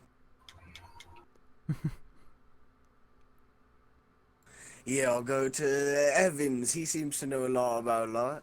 Okay. You go to where his office is, and he doesn't seem to be there. However, you do receive a text. He actually texts both you and Moore, since you told him that he was joining, saying that the plane is ready to go. To meet him in the hangar. Oh. Okay. Well, guess, gotta go to the hangar. The hangar here? Bro. I know they had a hangar here. Despite being there like almost 4 times. Well, let's get going. Alright. Wait, you gotta go see your little blood dealer. Yeah. I'll tell the plane to like jump. I'll jump out of the plane. What? I'll take a parachute. No, buddy. I think. Why don't you go to him and then I'll tell Evans you're coming, and we'll meet you in the hangar. Oh. Okay. So Sounds good. So you do go to Zachary's lab then, Morse? Yeah. All right. So. In my car. Yeah. Deja vu. Perfect. Yeah, you got your initial D music going on, your Euro beat, and it somehow, for some reason, makes the drive much quicker. You kind of attribute that it's because of the music. However, for realsies though, you do get to the lab, and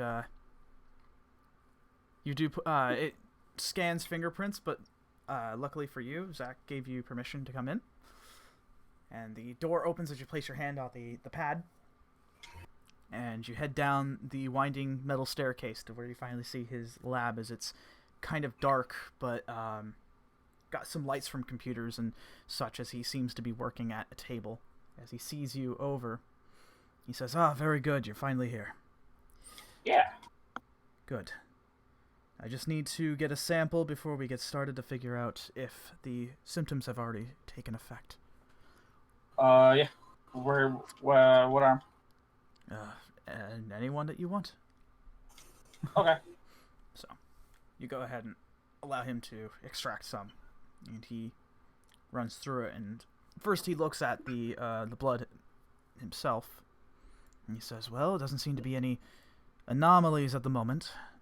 It is tainted, I can confirm that, but it seems to be fine right now. But no anomalies. That's good. Enough is. Well, while you're here, I might as well tell you what the idea is. The idea that I have, and possibly to cure this, and possibly even our friend Carlos, if you remember him, which... Oh, yeah. You know, you beat the man half to death, but anyways. The idea is to use a rare flower, and its chemical composition might just be able to fend off against this. However, we're going to need that and a few other components, and someone who is well versed in alchemy, far more than I am. What components? A little of this, a little of that. Medical things, essentially. I won't bore you with the details. Okay. Essentially, it's easily obtainable things minus this flower. Supposedly, it was able to... Well, it's in a... Supposedly, up at the forests up in Canada somewhere. Canada. Yeah. God damn. Are you not okay with going to Canada? Did something No, happen? no. It's just... One time I was bitten by a moose. I am so sorry. My father was sacked by a moose. That's... Moose-related accidents are certainly a tragedy. Fun fact, mooses are fucking big. They are. They most certainly are.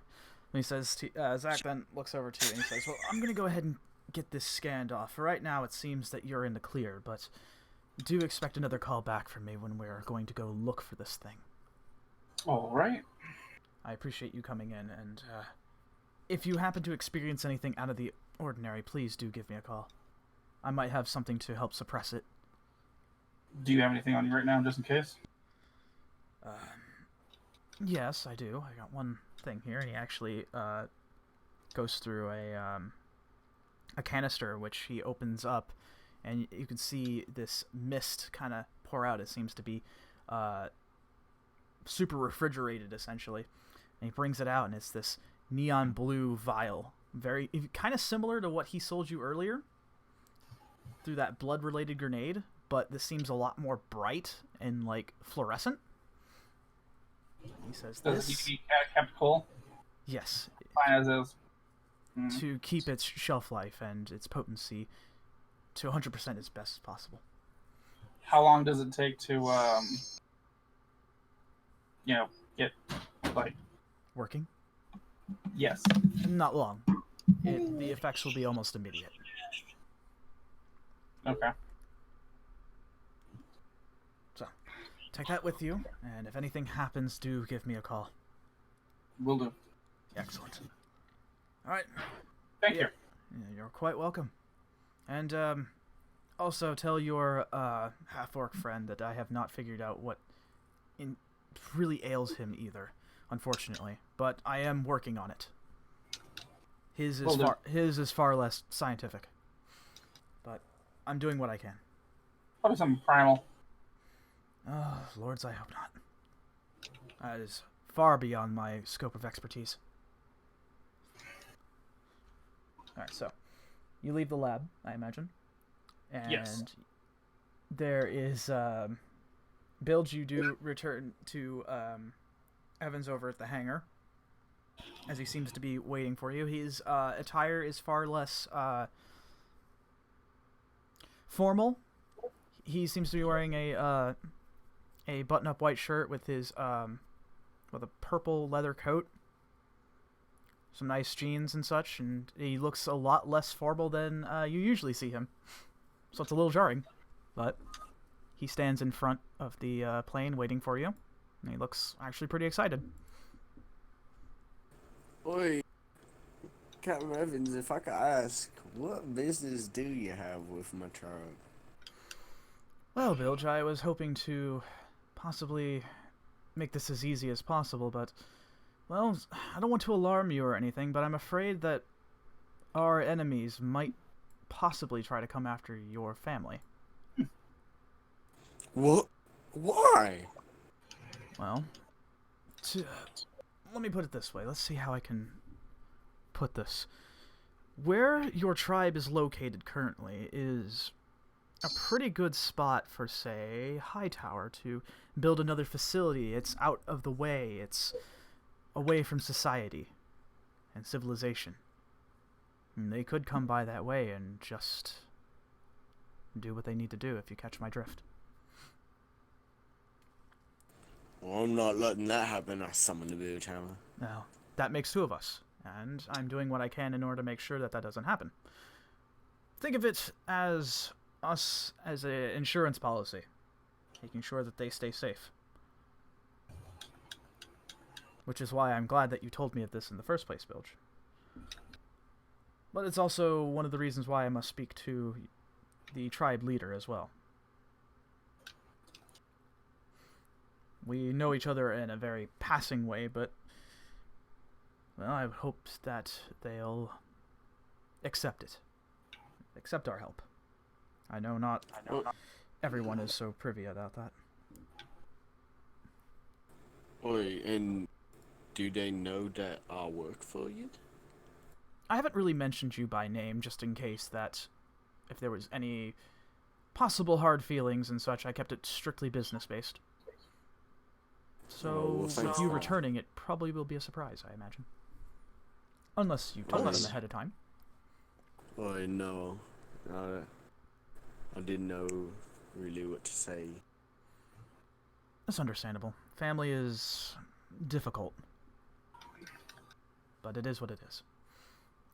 Where is Morris, by the way? He should be here I'm going to give him a call right now. Okay. He answers the phone. Yes, Morris, this is Evans. How can I help you? Yo, tell Bilge I'm on my way. Oh, excellent. About 20 minutes. Yeah. Alright, good. I will go ahead and let him know then. And he looks over to you, Bilge, and he hangs up and he says, well, it seems that he'll be here within the next 20 minutes, so if there's any last minute preparations that you need to do, now would be a good time. Unless you want to invite anybody else along. Well, no. I don't really want to worry the others. I'm just kind of sit there and wait for Moles quietly, rubbing my hands on my scars. Evans does take notice of this, and he sort of looks over and he says to you, as you're waiting, are you nervous about meeting them again, Bilge? You seem tense. I mean, well, you've seen my tribe out of everyone. Yes. You've seen. Yes. We've all got this tat right here, and I point to all the scars. Yes, there was an abundance of such. I don't really know how they're gonna react to. Oh my God, Bilge, you're missing your mark that you had since like a kid. You know what I mean? Like that was a signal for our tribe. Are you afraid that they will not accept you back after you leaving? Well, it's kind of a long story, you know. I don't want to waste your time. Believe me, Bilge, I have nothing but time.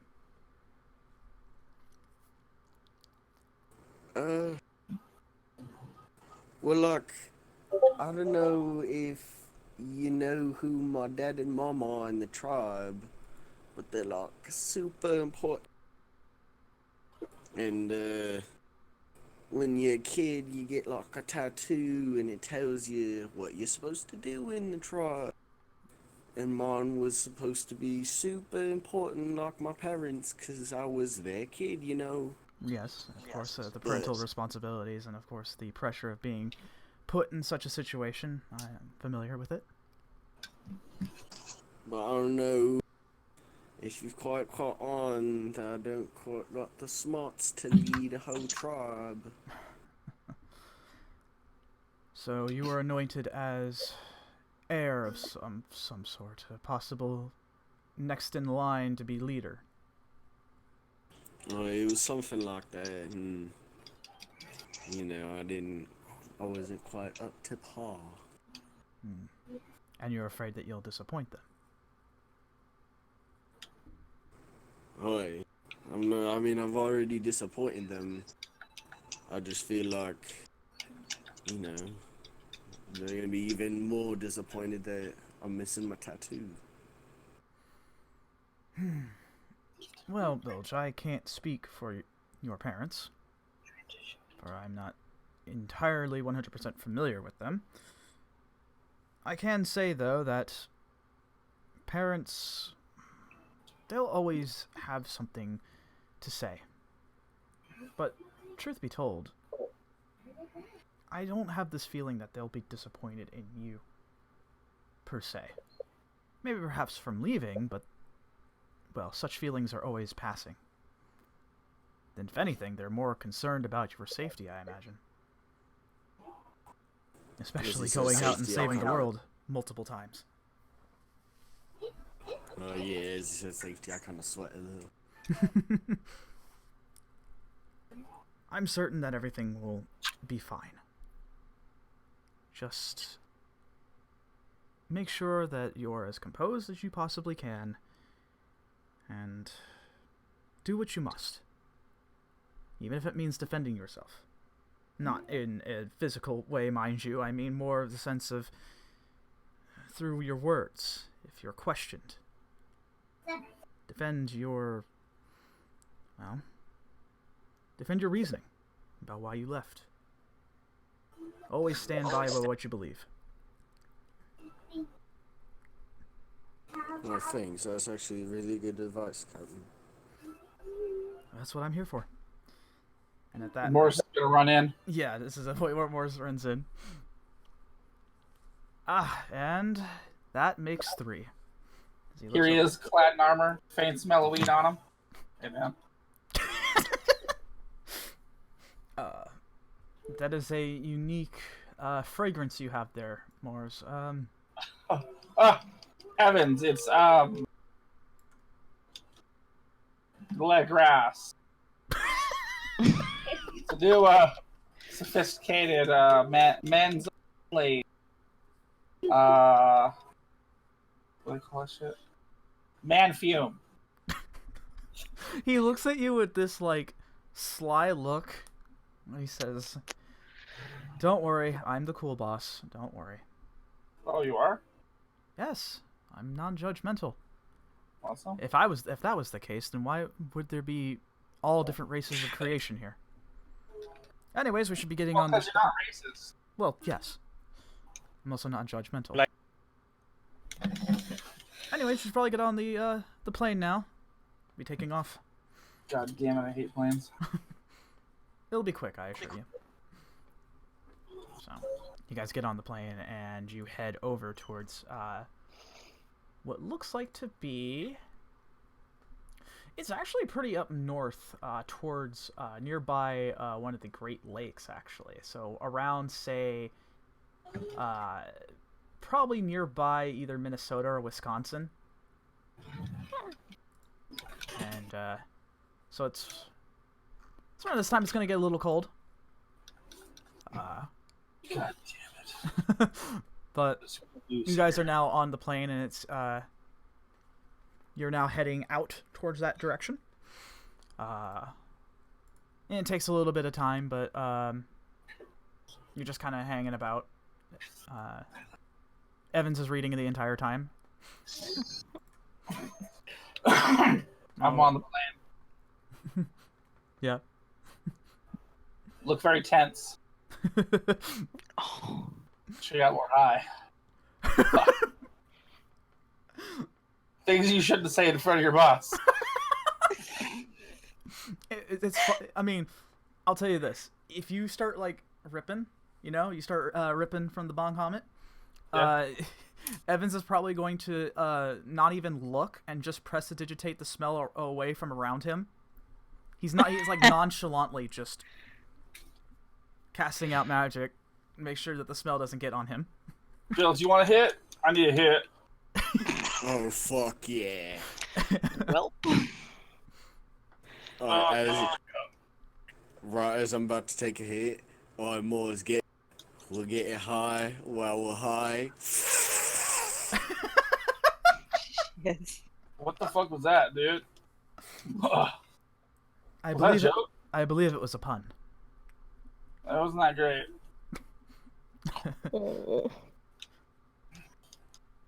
Where did you like get it off a fucking candy wrapper? Well, no, cause we're high and I like hold my hand above my head and high and I'm pointing volume high. Oh. Oh. It Well, I got it, but just dawned on him. as you thought. Okay. I read that somewhere. Wait, you can't read. Shit. Whoa, you actually thought. Whoa. Even the greatest philosophers had humble beginnings, Morris. He's not. Don't compare him to a philosopher.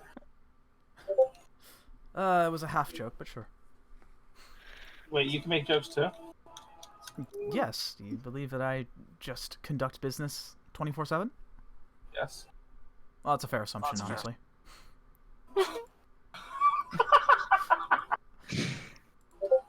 You haven't seen me outside of the office anyway, so... No, not really. No. Hey, man. Weird thing to say, but, yeah. He just gives you this knowing smile. He says, "I'm going to pass, thank you. I need to conduct myself in the best way possible." Yeah, I get it. No, it should wear off. This play around will take a while. Yeah. Well, he said this would be quick. This should be another hour. Yeah, it might wear off. Yeah, there's plenty of time. Okay. You guys just keep ripping from Bong Helmet? Yeah. Okay. So No. I'll hit it a couple times, but then I'll stop so that I can sober up before we get there. Okay. Morris, do you just keep going? I go for a little longer.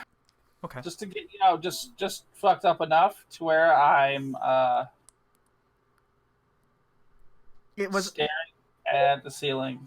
Oh, okay. I was about to say, was it as fucked up as it was during the resort? No. Okay. That was a mix of everything, Pat. Yeah. Yeah, so you managed to get enough in your system where you're definitely really mellow and just sort of staring up at the plain ceiling. Emmons is still casting prestidigitation to get the smell off his clothes. You sure you don't want to hit me? I'm quite positive, thank you. I appreciate the offer, though. It's not often that one can say that they have tried to share a hit with one another. It's more common to hear breaking bread with your fellow man, not your...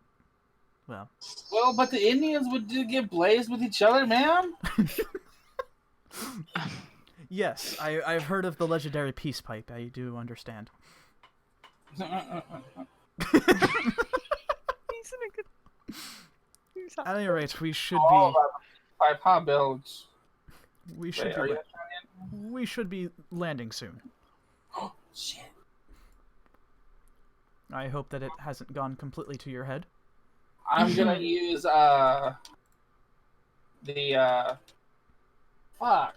Lesser restoration? I don't have that. Okay, Evans does. It's the protection from poison. Oh, okay. This is a great thing to have. Yes, I agree. Magic does certainly help in this situation, no matter what the source. I don't know these fucking people. What are they gonna think if I'm stoned as fuck? First impressions are everything. and the plane comes to a land. It's a little slightly rough, but Shit. After we got off the plane, fuck. And not only is first impressions everything, but timing is too. Well, we're here now, and he unbuckles his seatbelt and he gets out. We don't have time to lose now, gentlemen.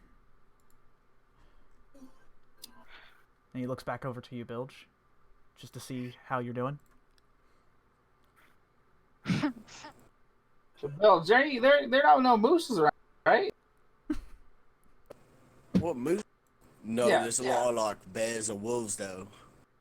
They'll probably smell you. That is quite true, but if we do happen to come across such things, I'm I'll certain... fist fight a fucking bear. No, you wouldn't. You want to bet? I wouldn't recommend that, Morris, but sure. I'll bet you 100 gold you won't fist fight a bear. Bet taken. You must think I'm a bitch or something. I drank corrupted dragon's blood because I thought it would make me turn into a dragon. I'll fight a fucking bear. I remember the report, yes. No, but I'm you have to like fight a bear. You can't just like fight it and run away though. You gotta fight it until it runs away. Let's try not to punch the wildlife, if at all possible. Probably well, I mean, if a bear walks up and tries to fight, you mean? I mean, that's self-defense, yes. Yeah, exactly. I don't recommend that, but anyways, let's step outside. The fresh air should do you just fine. And when you do step outside, the air is really clean here, for one. And two, the coldness is in the crisp air kind of hits your skin with more. It's you being a tiefling. It kind of sucks. Not have weared metal armor for this. Yeah. Why you tell me it was gonna be cold? Wait. I did. Fuck, I should have known. I did mention it, but anyways. And Bilge, though, you get a feeling of pure nostalgia wash over you as this feels really familiar. Kind of take in the sights, and you see sprawling across the fields really green grass and trees as far as the eye could see.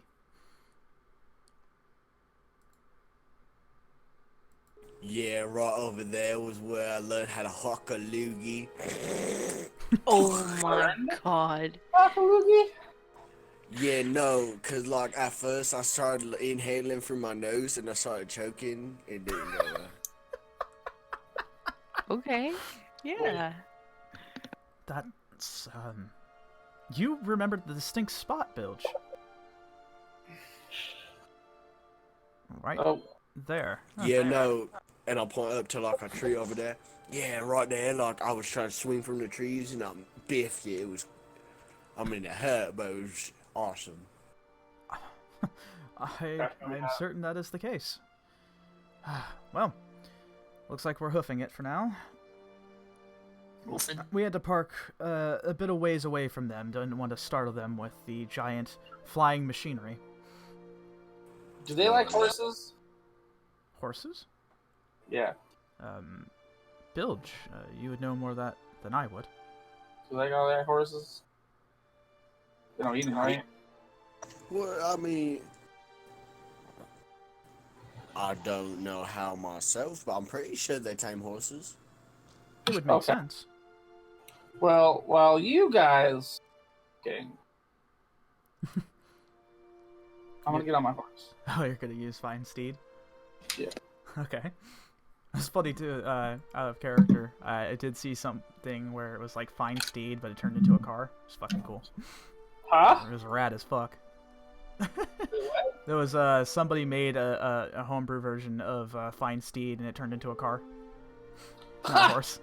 It's fucking cool. Fine car? Yeah. Who entered the GTA cheat? Exactly. But yeah, you do conjure a horse. Not sure if you've named it, but Yeah, I did. Oh yeah. What did you name it again? Alistair. Oh yeah.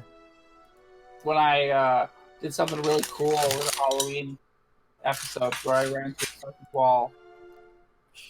Right. Yeah. Out of that wall. Beautiful. All right. Are you just leaving Bilge and Evans behind then? Well, I'm going like kind of with them, but I'm like. Oh, you don't want to walk. You just want to. Yeah. Okay. I see.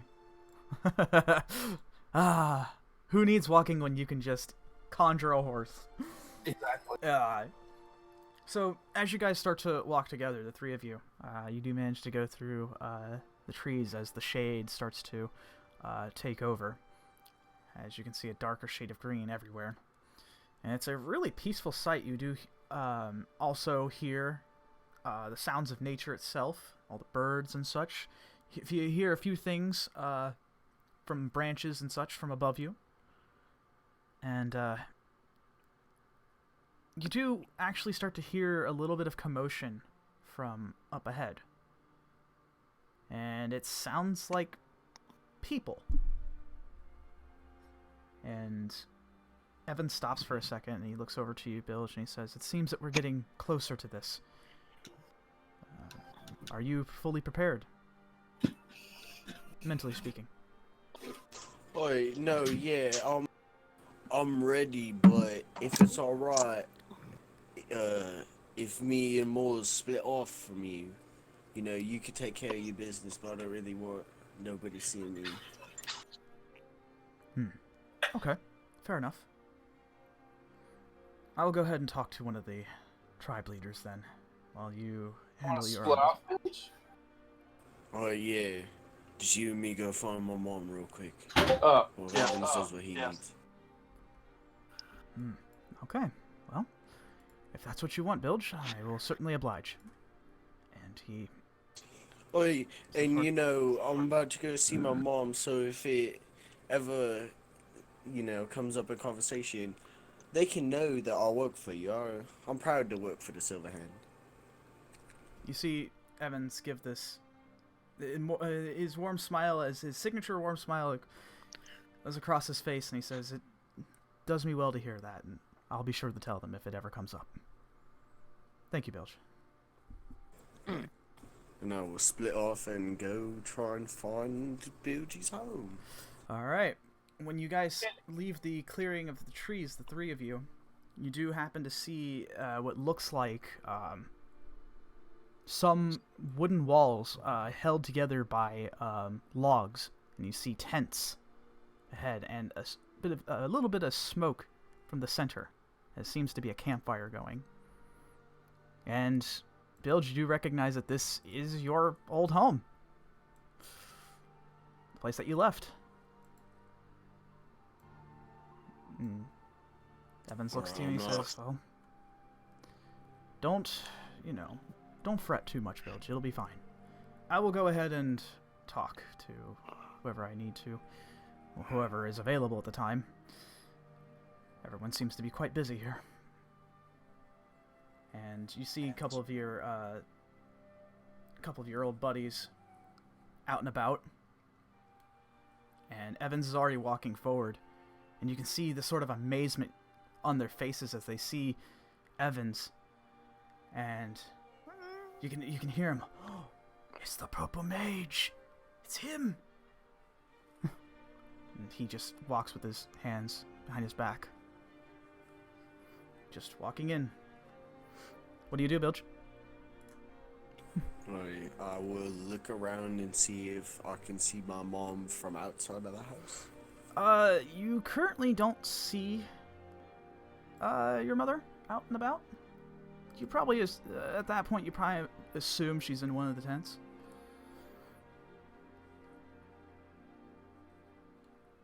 Alright. I'll look over at Moors. You wanna come in with me? Yeah, lead the way.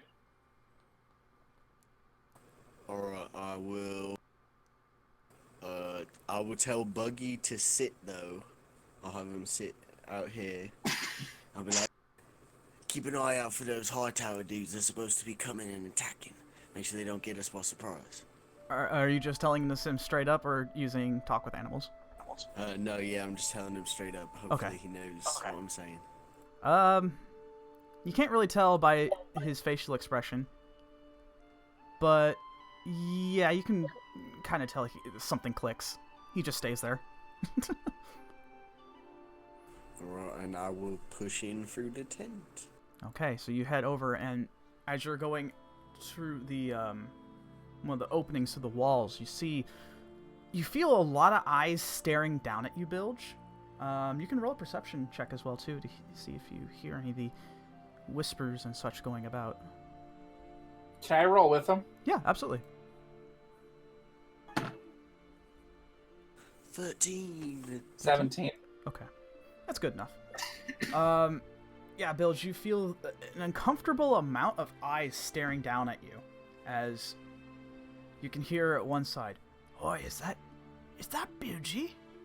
No, it can't be him. But wait, look on the scars on his chest." And you hear that as well too, Morris, as you hear another side, "I shouldn't have returned." Get this kind of uncomfortable juxtaposition between amazement and kind of resentment from the groups all around you. But they seem to kind of carry on with their tasks. Oh yeah, just ignore what I hear and keep walking. I tap it. You enter. I tap Bill and I'll shoulder him. Kick one of these guys' asses. Oh no, they're not worth it. Alright, so you guys enter in as everyone seems to be doing their own thing, and no one seems to be making a scene. Welcome back. Making a scene or anything of the such. You instantly recognize one of the tents, however, as it seems to be sort of plastered with images of birds, owls, and hawks and such on one of them. And Bilge, you have a good feeling that this is where you need to go.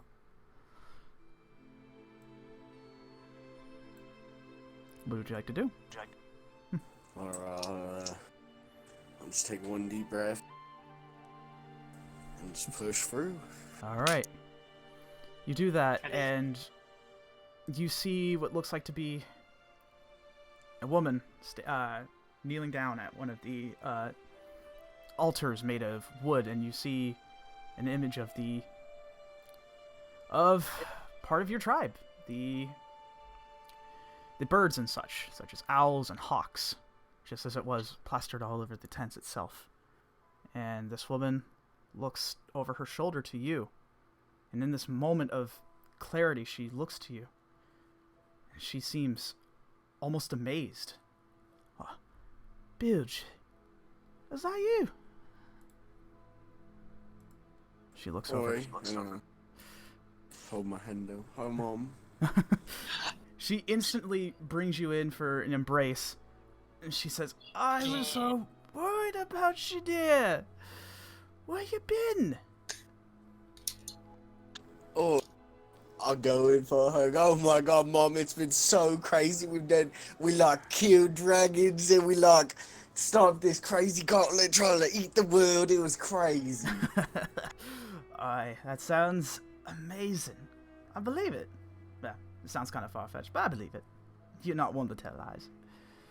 Aye, and she looks over to you, Mors, as you're entering in, and says, "Hi, you got some friends with you, huh?" Oh yeah, I've got more back home, but this is my brother, Moors, and I'll kind of bring him in. She looks to you with some pretty warm eyes, and she bows to you a little bit and says, "Hi, it's nice to meet you, friend." Nice to meet you too. She looks over to you once again, Bill, and says, "So, you've been out and about for so long. What brings you back home, huh?"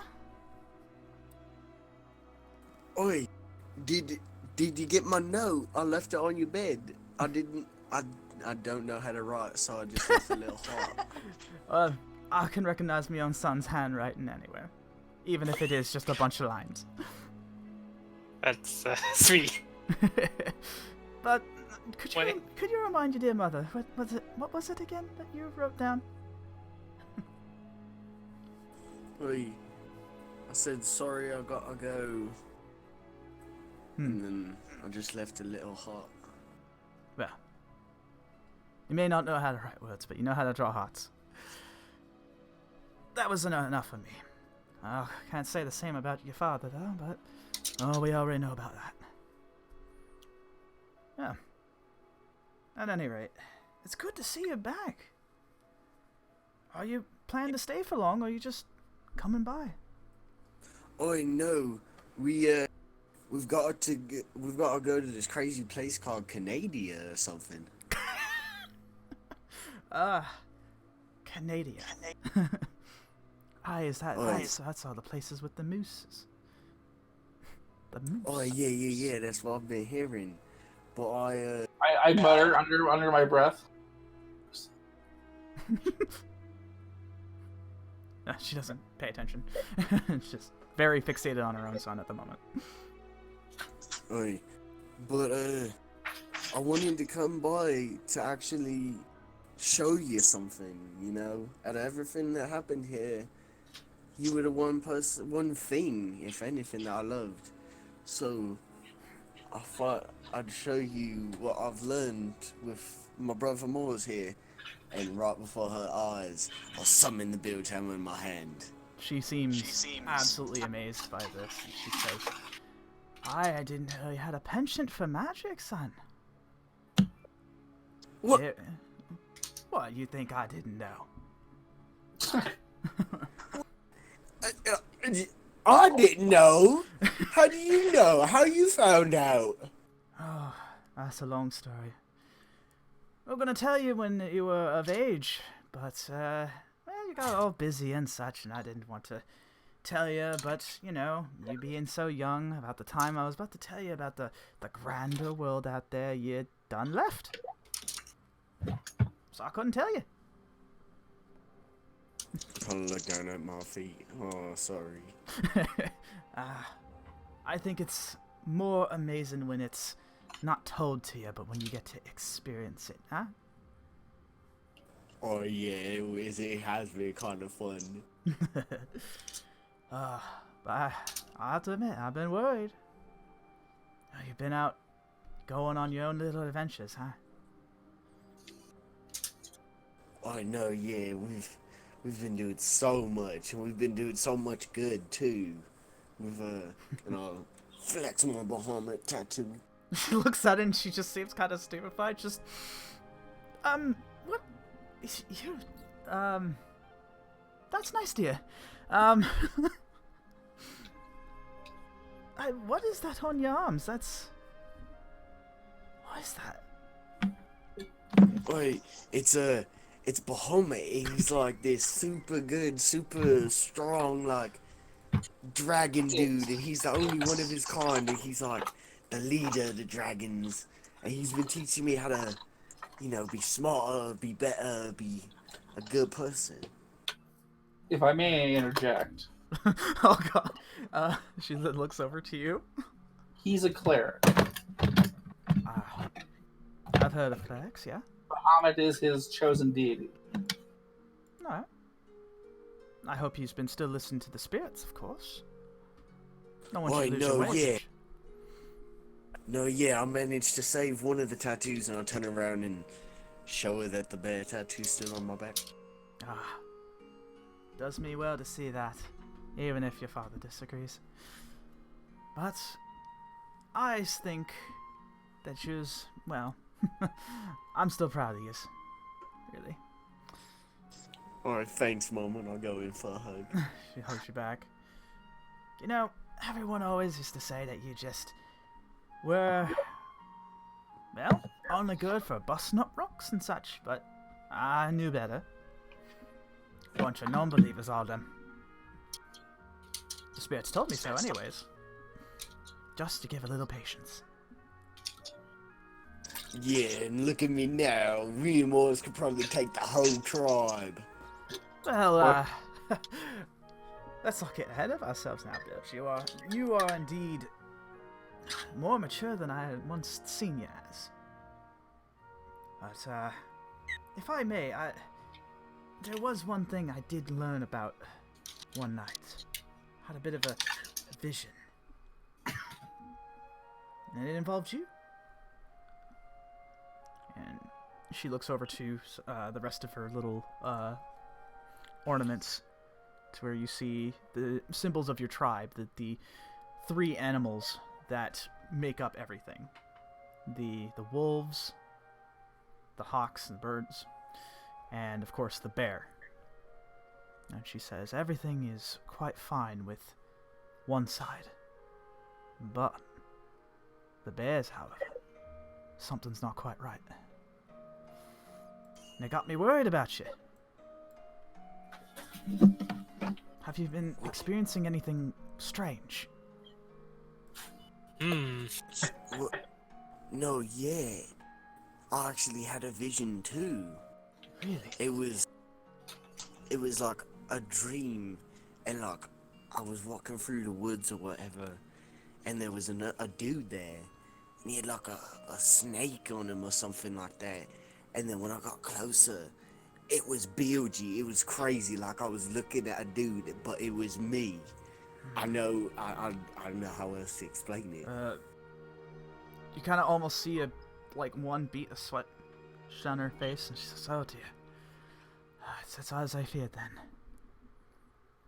Well, I don't want to alarm you, son, but it seems that, well, every once in a while, especially when there's someone of great importance that comes to the world, sometimes a trial awaits them, and it is one of which is dangerous, essentially." Have you experienced anything more than this? Just this? I know you used to get really angry all the time, and that was something that I was hoping to try to curb, but it didn't work out the way I wanted it to. But, I'll let you do your own thing.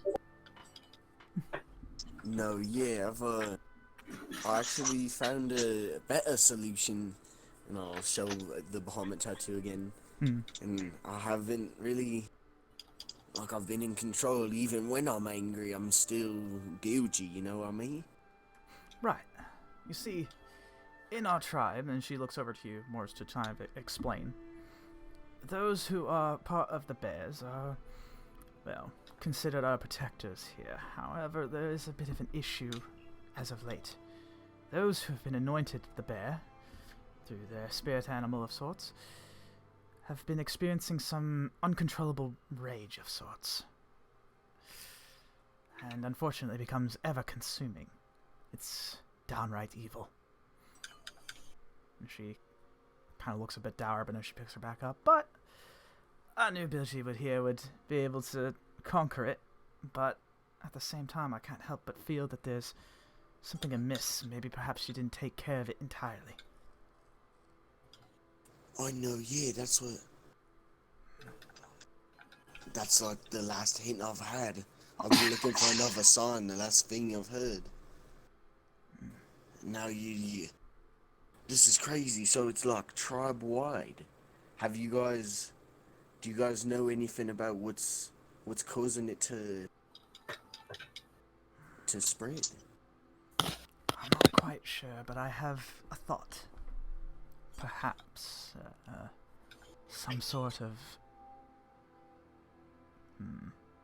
possibly some tainted thing, a possible spirit, perhaps. Maybe it's a person.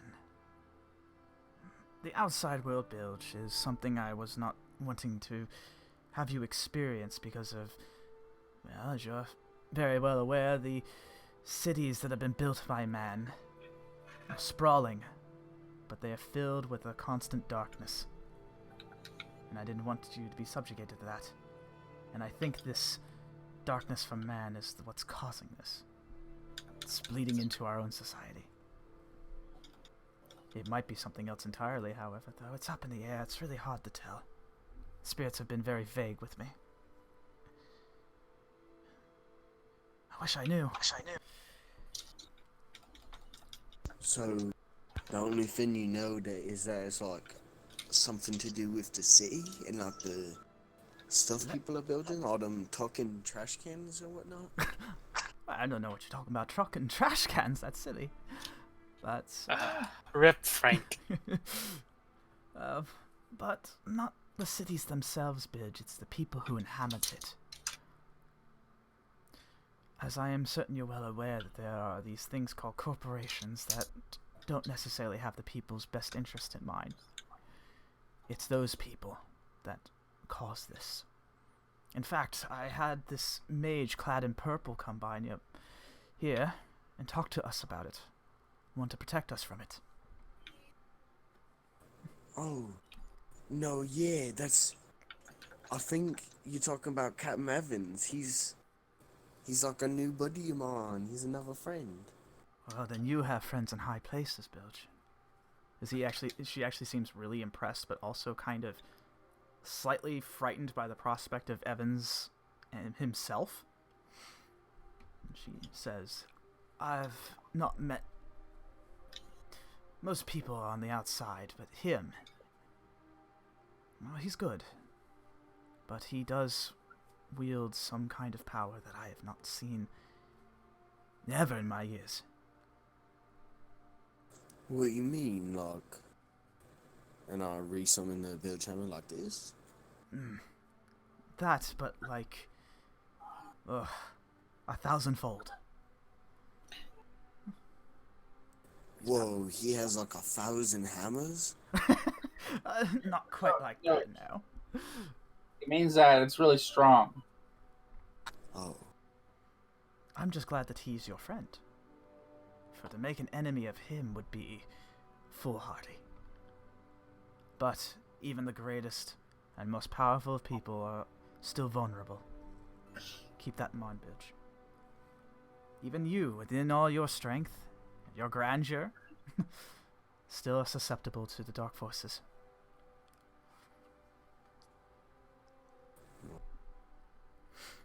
But he has been trying to keep us safe, yes.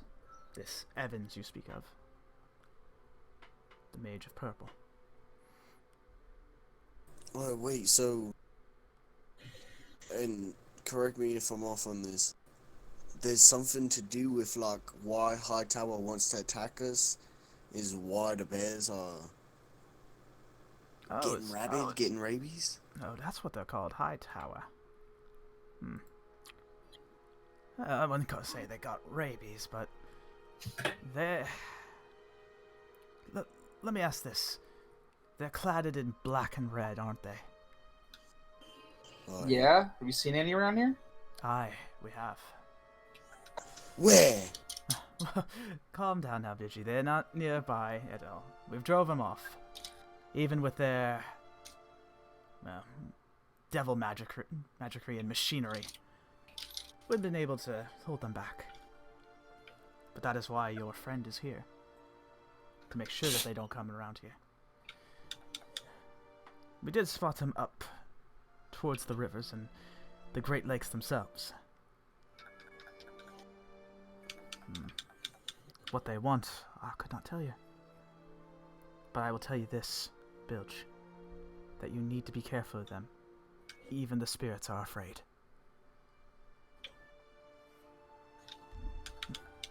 Oi. I mean, you talk to the spirits way more than I do. Did they tell you anything about, like, an evil god?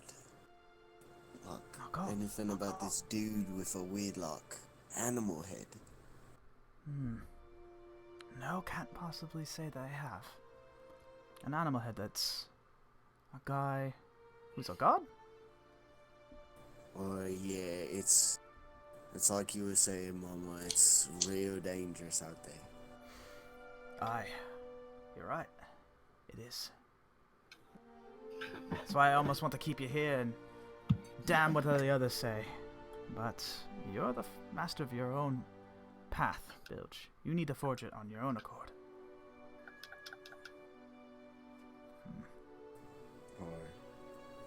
What do you think is the best way to go about things, Bilge? What do you want in life? I don't mean to put anything too heavy on you, especially after seeing you after all this time, but, you know, I need to ask. No, I think I really want to keep doing what I'm doing, like, not because, you know, it's what I'm doing, but we're doing good. You know, me and Moles, like, stopped this dragon that was trying to take over our hotel, and, like, we just got back from from saving a whole city from, like, a time loop. We're doing really good stuff, and I like my friends, you know, they know I'm stupid, but they accept me. Acceptance is such a hard thing to find sometimes, Bilge, especially when you're full of people who just don't understand, but you found your people, Bilge. I think if that's what you want to do, and you want to keep doing what you're doing, I shall not object. Alright, thanks, Mom. I know you're always there for me. I go in for a hug. Yeah, she hugs you back. And she looks at you and says, I knew you were destined for great things, Bilge, even after you left. Oh, they always said that you would turn on us and just leave, but I knew you were out to do something better. Thank you for proving me right. Right, thank Moores for helping me prove that. Yeah. Hoping you're doing me boy right, Mr. Moores. Yeah. The spirit's always watching. I look around, like, I start, like, under my hand, like, casting, Detect Good and Evil. They sure do. Sweats. She chuckles to herself and says, "Oh, Bilge, I don't want to keep you from your adventures, and you're doing goods. Please, do make sure that you do come back, though." Oh, of course. Hopefully, you know, this actually reminds me. I start reaching into my pockets and stuff. I brought you something. Hopefully, you know, I can come back with more next time. Oh, what you bring? Hey, I'm gonna pull out all these gems. I've got 2 emeralds in my pocket. Oh. And be like, oi, I'm pretty sure you could, like, trade these for a whole bunch of food, you know? These are super valuable. Wow. I'm not sure where you found this, but I'm indeed impressed. Yes, this will do us quite well, thank you. Oi, and I don't know how much you know, because I didn't even know you knew about magic. But don't be alarmed, and I'm gonna reach into the back of my waistline and pull out the shotgun. Oh. Oh my god. Bilge, what is that? Oi, and I'm gonna start pulling out all the bullets I have for it. If any more of those red and black guys come around, I want you to blow their fucking heads off. You know how that thing that, like, cats do when they lean their head back and are just like, yeah. Bitch, I don't think that's necessary, that kind of... Your mum has a way of dealing with them, along with those of the rest of the tribe. I don't think that's necessary, but thank you. I know, but I want to make sure that you've got something that I know you can use to protect yourself, you know what I mean? Like, I've used it and it's helped me. Bill just practiced in his second. That's great, dear. Why don't you leave it over right by there? She points to, like, the side of the tent. Let's just put it right there, and I'll be sure to use it whenever they come by. Right, I set it down. You know, I had another one, but one of my friends is, like, addicted to these things. Addicted? Addicted, you say, huh? Maybe that's a technical savant or something. I don't know. No, I think he just really likes them. I don't think he's addicted.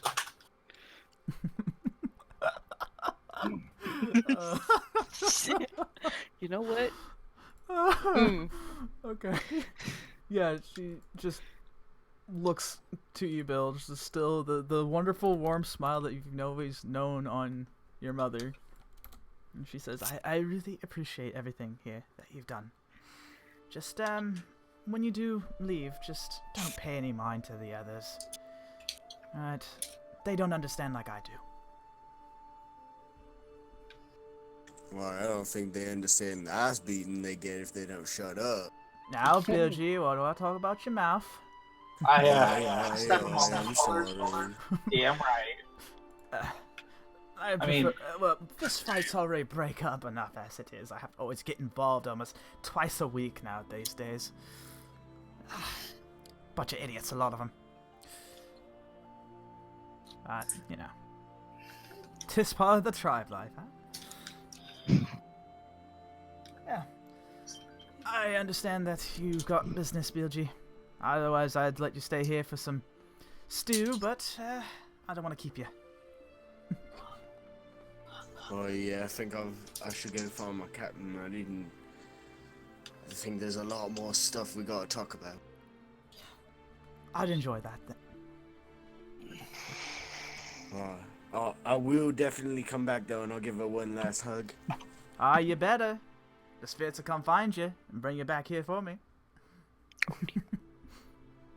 She gets sort of like an annoying smile and a wink. And I'll go running off to find Commander Evans. Okay. When you do head out of the tent, you see a sort of circle forming around in the village, and you see a very large and imposing half-orc figure. And Bilge, you recognize instantly that this is your father, and he is staring down Evans with daggers right now. And he is just standing there with his arms behind his back, very regal, very calm and collected.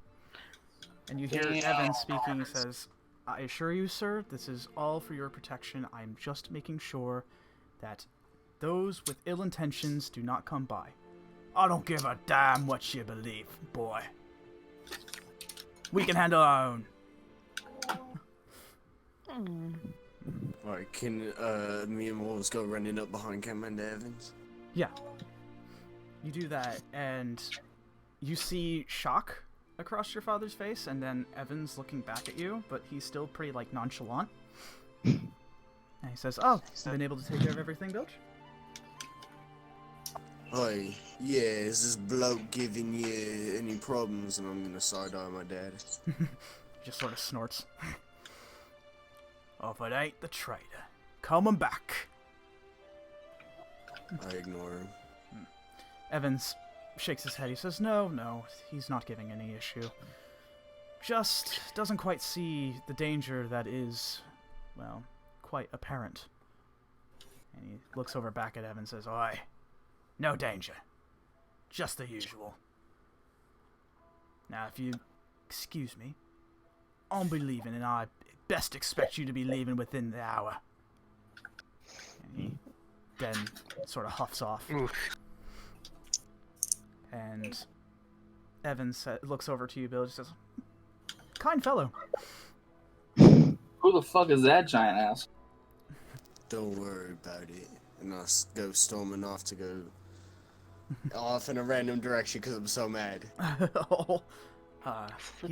Evans then looks over to you, more nice, says, "I do believe this was a bit of an affair dealing with, well, family. If you want my professional opinion, we should probably make sure Bilge is not too upset." I got it. You do your businessy thing. Well, I've already done what I can. He is currently... Well, every other elder seems to be in agreement, except for him. He seems to be very against our help. Why? Pride is the reason. Pride? Yes. He believes that if that he accepts outside help, he's looking weak. He doesn't realize what is out there. But, anyways, I've done what I needed to do for now. Let's make sure Bilge is okay. I don't want him... he seems, well, really upset. Don't worry, I got it. I got it. He'll still follow along regardless as you go towards Bilge's direction. Hey, Bilge. Wait up. Alright, what's up? What's up? Stormed off. Yeah, I just want to get out of here. I do what I came here to do. It seems that, well, there's some past history between the two of you. I won't pry, Bilge, but just know that if you want to discuss it, my door's always open. Why don't you try to convince him? No. Well, yeah. What's his problem? Why was he so mad at you? Well, Bilge, it seems that, well, he's not very accepting of the Silverhand's help. He doesn't want to accept what we have to offer, especially when Hightower's skulking about. He believes that I am some sort of, well, to small minds, I am some sort of evil sorcerer of sorts. And he believes that if he accepted help, he might lose his soul or something. Some prideful nonsense, Bilge. But, luckily for you and the rest of the tribe here, the vote outweighs 2 to 1, so looks like they'll be accepting our help, whether he likes it or not. I'm actually very impressed by how diplomatic your tribe is. I think a lot of people from our society can learn from them, if you want my honest opinion. Well, yeah, there's a couple smart cookies around here. Excellent. Well, I've done everything I need to do here. I hope that you got everything settled. Oi, if I could ask though, do you know anything that's about what's happening to the people of my tribe, and the ones specifically that are like me with the bear tattoos, and what's going on with them? Well, I had heard hearsay about what might be happening, some sort of taint within the, well, nature in itself around here. I fear that it might be Hightower doing something, but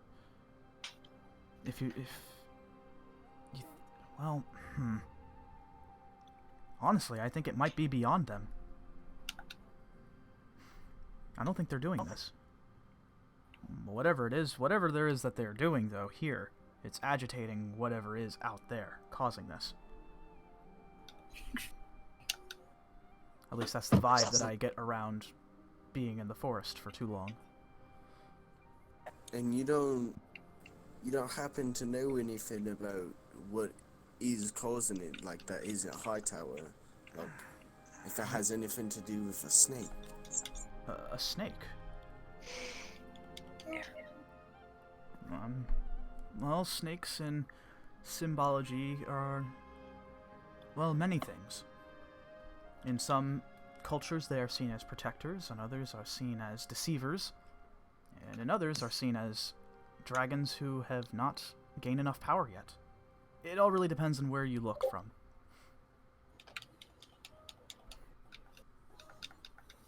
I know nothing about any snake, though. Is this...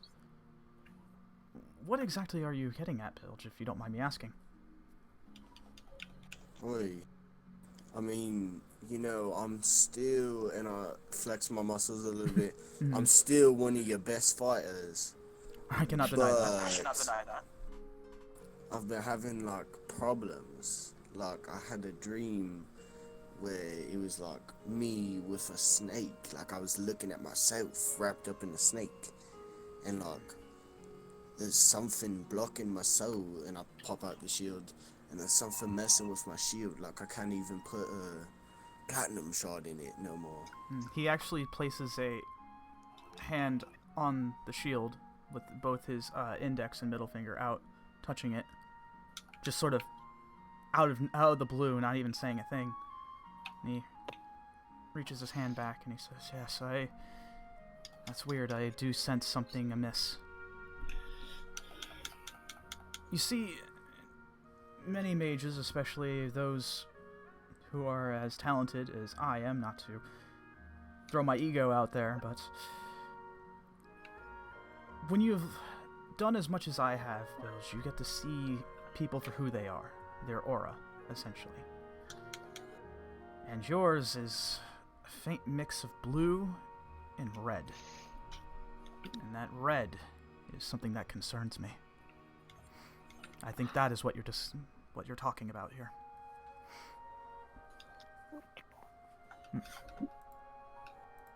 Alright. So like you can see my aura, like my color right now? Yes.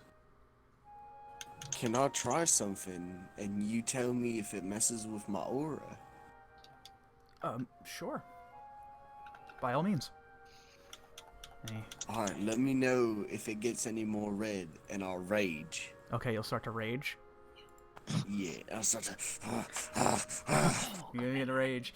And, Evans takes a step back as he contemplates what he's looking at. And you can almost tell that he reaches his hand out to do something with magic, but he stops. He says, Bilge, you may want to calm yourself, please. I'll relax a little bit. Yes. The rage that you're feeling has something to do with it. Have you been experiencing anything strange? I mean, not really, other than I went to try and I'll pull out platinum shard, put this in my shield, and they said it wouldn't work. There was something blocking it, and I think it's... Bilge, I want to level with you for a minute. He places his hand on your shoulder. He says, Tulius sent me in a report as he usually does, and with your time in the Grand Mystic had brought great concern to me about you. He told me that you were raging as you normally do, but something happened. In fact, I was both horrified and kind of impressed that you were able to send Alexander through a fountain in one hit. Which isn't a testament to your own strength, but it made me concerned about his own health as well. And, of course, you. When I had read that, I knew something was off. I wasn't quite sure how to put it, so I decided to see how things went with the reports, and, well, it seems everything is normal for now, but this... seeing you, especially in a moment like that, especially when I saw you stomping away from that interaction just a couple of minutes ago, that brought about something hateful. I can't really describe it, but it was malicious. I'm just afraid that might happen again.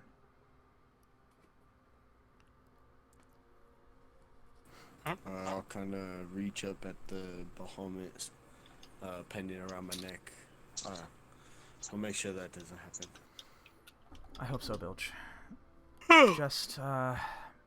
It's alright. Just, I hope that you understand that this might be a battle only you can fight. We'll be here for you. Absolutely. But ultimately, this comes down to decisions in life. And I hope that you make the right ones.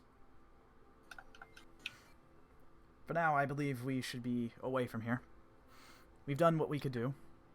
I was able to get the positive vote, and the majority of the people on my side here, so that was good. And I hope that you were able to get something productive done as well too, Bilge. Alright. And thanks for, coming with us and getting us to plane and everything like that. My pleasure, Bilge. You've done a lot for the Silver Hand, and by extension, myself. It's the least I can do.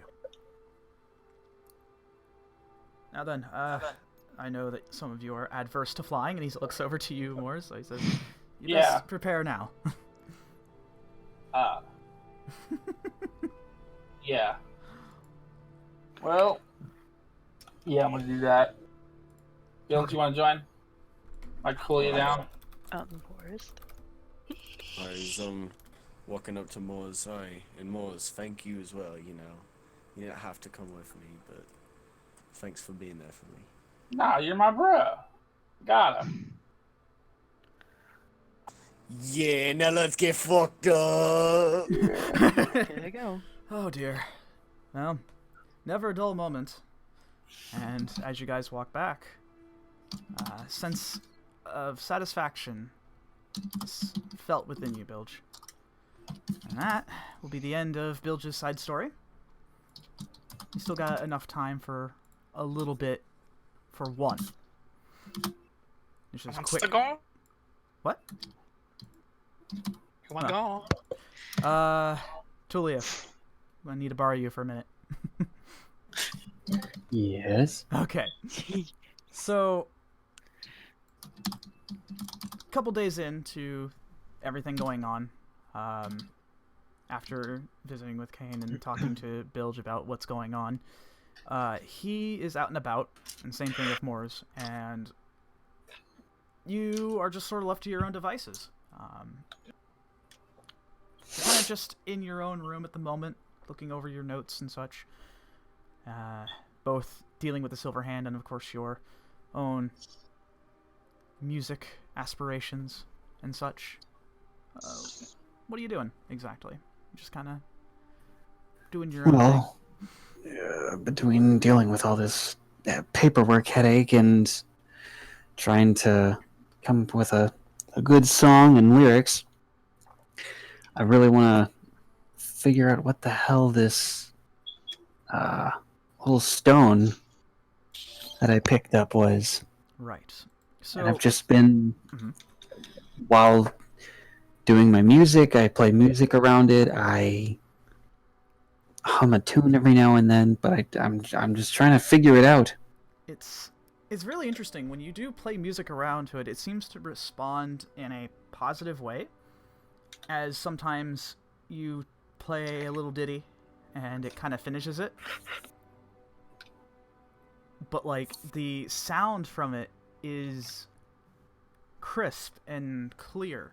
It's almost like you can almost hear it in your head rather than, say, like, on a pair of headphones or something like that. It doesn't feel like it's digital. It just feels like it's playing to you. But other than that, you're really not sure what else you can get out of it. You do happen to get a text message from Gene, said that to meet him at the little piano bar that you guys met Celica in, as he's just hanging out with her at the moment, and wanted to discuss how things were with you and your business and, of course, what's going on. And so you head over there? Yeah, absolutely. All right, yeah. You head down the elevator, go throughout the busy streets of Dawn City itself, as even the streets itself seem kind of quiet. It's not as quiet as it has been in the Silver Hand, obviously, but it seems like everyone's really to themselves and just kind of doing their own thing, and you manage to make it over to the bar, and you open it up, and sure enough, you only hear the sounds of two people's voices. And the first thing you hear is Celica's voice as she says that... hold on, I had this written down. She said, I'm telling you, Gene, Tears for Fears is overrated. And you just hear, oh! You take that back, dude. And she says, seriously, they only play like one song. And that's like a one-hit wonder. And he puts his hand down. You're trying to piss me off right now, aren't you? That's what you're doing. You're pissing me off. You can see her look over at you. And she gets like this knowing smirk. Oh no. She really knows how to get into your skin there, Gene. Well, when you say Tears for Fears is overrated, and that's obviously not true, dude. Of course it's gonna get under my skin. And she just shrugs and says, I'm just telling her how it is. And he looks over and says, well, how do you like sitting on a throne of lies then, huh? Liar. She just sort of giggles a bit and says, I'm telling you, I know what I'm talking about. And she looks over to you, Tulius, and says, so, what brings you here, bud? Nothing in particular, just taking a break from paperwork, and I'm trying to find a sound for this piece I'm trying to put together, but God, it's just I've had this thing that's just in the back of my head. It just keeps hounding me, and I've been obsessed with this thing for probably a week or just far too long. It feels like. Gene swivels around in the bar stool and he says, "What's up, dude?" Well, I mean, pretty much ever since our last visit, or last get-together, I should say, I mean, and I take it out of my pocket, I've been holding this thing, and, I mean, it's the darndest thing. I play my music, and I look at it, and it reacts. It does things, man. With that, Gene kind of beckons you over. He's like, "Hey, let me see that thing if you don't mind. You can just hold it out." Oh yeah, I mean, you can take a look at it if you want. I'm fine. All right, and he holds it in his hand and he takes a look of it, and you can actually see him tip his sunglasses over to see it, and you can see his very bright blue eyes. For like the first time, he looks at it and he says, "Look at this thing. This thing's crazy. It's like swirling or something." Yeah. Huh. And he places it down, and he plays the beginning riff to Slayer's Raining Blood, and with his soul weapon, and it doesn't seem to respond back. He says, "Huh. That's weird. Didn't you say it, like, did something? Like, you play it and it plays back?" Yeah, you normally it does. Huh. And Celica gets out from behind the bar. She says, "Hold on, let me give it a shot." And she grabs it and then places it near by the piano where she usually plays when she's not bartending. And she plays a little bit. It's quite nice and quite beautiful, but the stone doesn't seem to react either. And she just looks at it curiously, and she's like, "Maybe it's stubborn." Here, let me try something. I've been writing something ever since Thomas left. Oh. You can actually see Jean sort of like look a little somber even past the sunglasses when you say that. I mean, you know. Yeah. But let me try. Tommy's got his curse sword in Hawk, and just watch and see what happens. It seems to like sort of blink along with the beat that you're going in, and just getting out of his stupor for a second, Gene sees this. He's like, "Whoa! Well, how'd you do that?" I don't know. I sang. That's all I did. Just exactly what you saw. Celica looks over and she ponders for a second and says, "Well, I think it has something to do with Tulius himself, then. It seems to only like him and not us. Strangely enough." What could that mean? I mean, when we went into Seth Lugo's office, it's where I found it. Yeah, which is weird that he would have something so archaic and, well, kind of arcane in general. Have that. What the hell was he doing with such a thing? I have no idea. And he kind of shakes his head and he's like, "Whoa," like zoned out there, just staring at it. Huh. Anyway, that's really interesting. God, I don't usually zone out that hard. I also got a lot on my mind. I mean, I don't blame you. I've been doing the same thing almost every night. Hope you're not getting too obsessive with it, man. I mean, I'm not losing sleep. I get, my due 4 hours of sleep every night, but, Yeah. Strange. Well, I mean, I always heard about these weird things that... Well, you see, magic has this really interesting little thing, and bards found a way to sort of make it work as in a specific function, right? Because there was artificers a long time ago when they were making all their little technology and such. That's how we got guns in the very, like 18th century and such like that, black powder and all that stuff.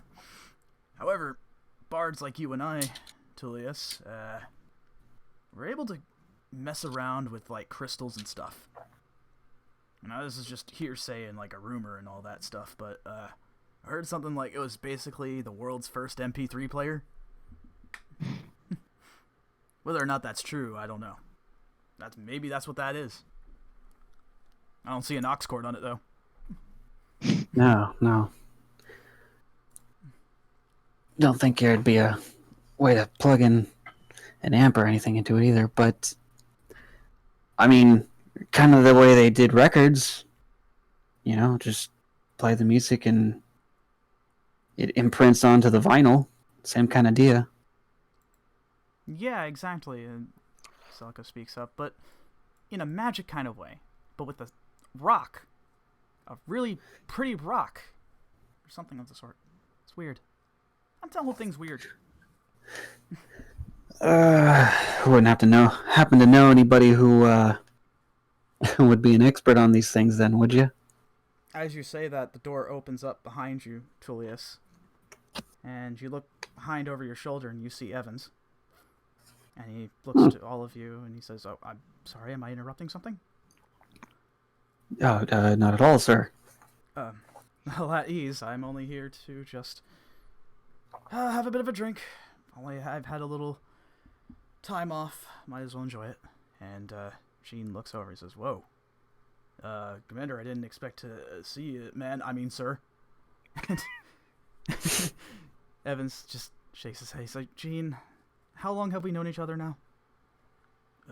Like 15 years. Exactly. Please relax." And he sits over at the bar.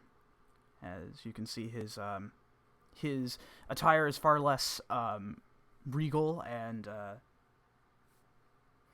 fancy as it once was. It's sort of just this white button-up shirt with a purple leather coat on.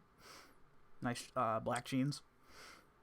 And he looks over to you, Tulius, and he says, "Well, I hope your days off here have been decent. If you don't mind me asking, what have you been up to?"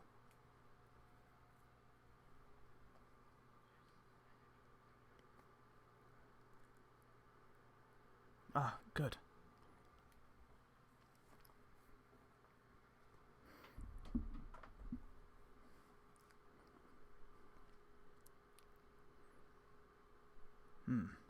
Interesting. When you say this, is that when you show the emerald? He actually looks at it and he seems really fascinated by that. He says, "Tulius, what is that you have there?"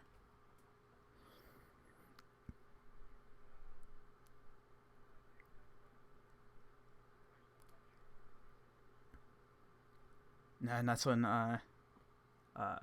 Xian steps in and is like, "Yeah, man, we were looking at some shady dealings with like a record label or something. They had this weird looking rock in there. I don't know what they would do with the rock, but And Evans kind of chuckles a bit. He says, "So you see, that's what you've been up to after your time from retiring as a seeker." And he looks over to you, Tulius, and he says, "Do you mind if I look at it real quick?" And he holds it in his hand, and using a little bit of his own magic, he levitates it a little bit off of his hand, just a few inches off of it, and he looks at it. He says, "Oh, that's fascinating." And he looks over to you, Tulius, once more, and he says, "What you have here is what's known as a songstone." And Xian says, "A what now? A what? And he looks over and says, "A songstone, simply put. Something that bards used a long time ago to help with their performances. Or at least that's how the story goes." And he hands it back to you, Tulius. The only reason why I know this is because I read a whole lot. And Celica gets back to behind the bar and he's like, "Well, you said you were here for a drink, sir? And Evans just shakes his head. He's like, you don't have to call me sir, trust me. I'm not that kind of boss. And especially for you. You don't even work under me. And Celica's just like, hey man, blame him. He's making me tense. And he points over at Jean. He's like, I am not doing a damn thing, woman. And Evans just he just chuckles a bit, shakes his head. He's like, the camaraderie between you two is interesting. But yes, I will have a drink, thank you. And he takes a sip from the glass as Celica pours it out, and he says, Tulius, what you have there is a very interesting little, I'll call it an artifact, not like the grand ones, of course. This thing is widely believed as valuable. And it's something that a lot of bards treasure. However, and I don't mean to get your hopes up or anything, but there's very distinctly a possibility that there might be some secrets kept in that stone. A songstone, as it's titled, reacts to music, especially those in bardic in nature. And Jean looks over and he says, well, I tried playing something on it, and it, you know me. I've been at this for a real long time, and it didn't even react. And Celica says, yeah, same. Tried playing a little thing on the piano, didn't do nothing. And he smiles a bit, and he says, well, maybe that perhaps it has a penchant for you then, Tulius. For whatever reason. Regardless, there might be something valuable inside that. I guess you'll just have to spend time with it and find out. And,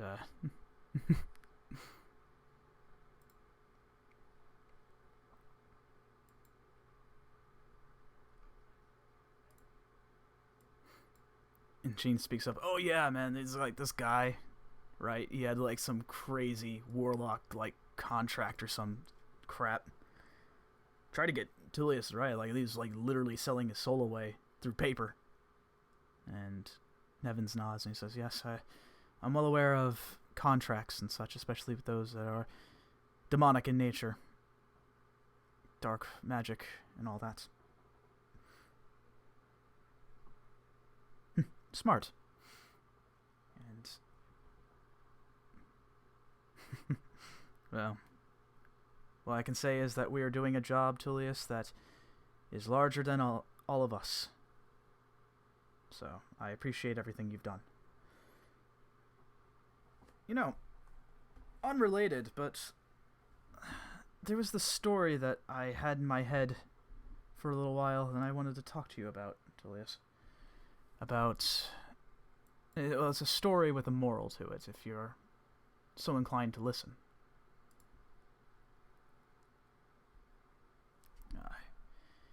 And he sets the glass down. He says, how familiar are you with dragons, besides the fairy tales and such? How familiar are you with dragons and the like?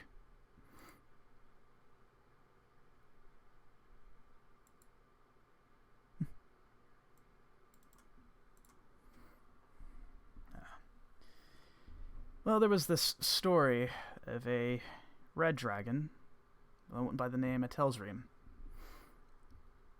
And he was a typical red dragon of sorts, from living in a cave nearby a village years and years and years ago. And he was as spiteful and hateful as they came. Always was looking upon the poor people for their things. He was very materialistic. No matter how much gold was given to him as tribute, it just would not satiate him in any way, shape, or form. And of course, after a while, the people had enough, and they decided to contact a few willing adventurers to go out and fight. And they tried. However, dragons, especially those of the red variety, are fierce and powerful. Could not be able to defeat it. luckily for them, they had a friend looking out for them. It was another dragon, a silver one.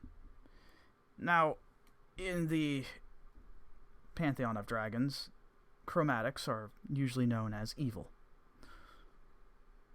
Metallics, on the other hand, are seen as a force of good.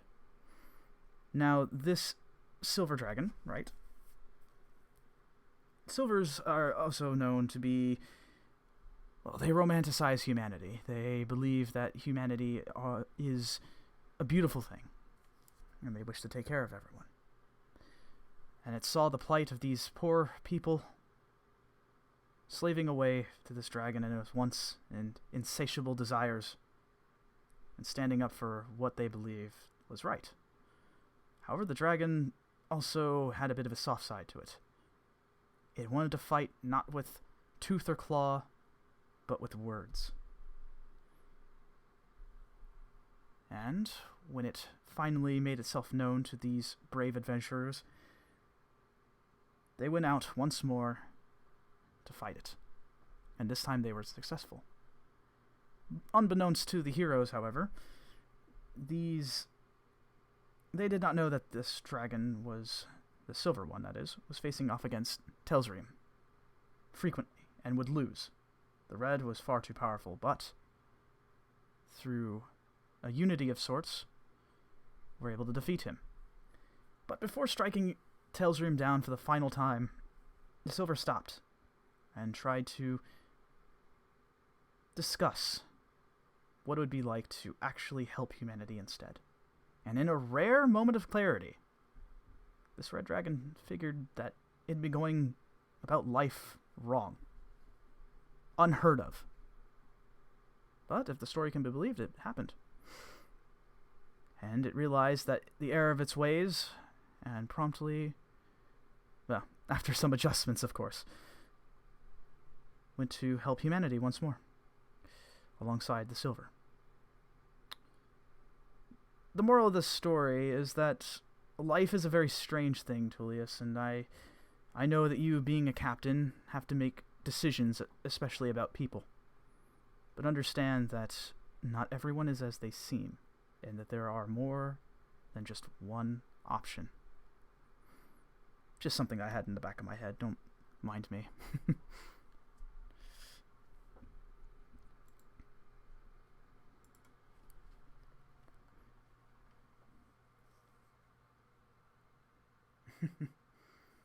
Indeed. Well.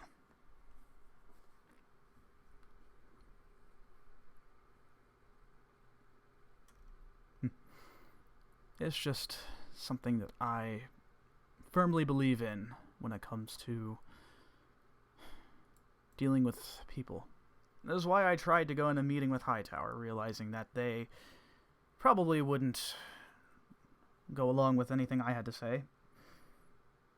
Which is the strangest thing, due to the fact they used to support us, and now suddenly it turned a 180. And now they are a nemesis. I can not imagine why that would be. Yeah. Regardless, I'm rambling again. I apologize.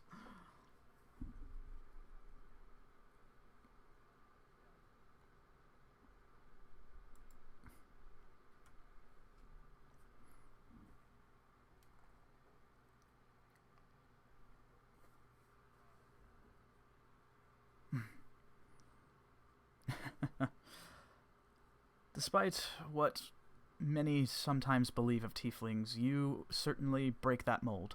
You're not selfish or evil. Quite the opposite is from what I can tell. I just hope that you'll continue making good decisions. Not just on the behalf of your team, but behalf of yourself. Also, hope you Good. I also hope you figure out more about that Songstone. It's really fascinating, little thing.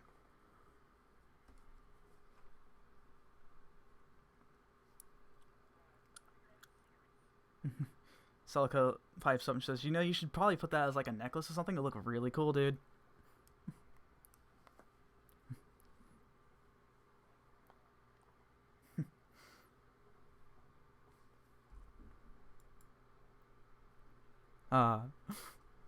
Evans gives a knowing smile and says, suits you. And he gets up out of his chair. Well, that was actually really enjoyable. Unfortunately, and he looks down at his phone, I've got to take care of something real quick. I won't bother you more with my stories, Tulius, but I appreciate everything you've done.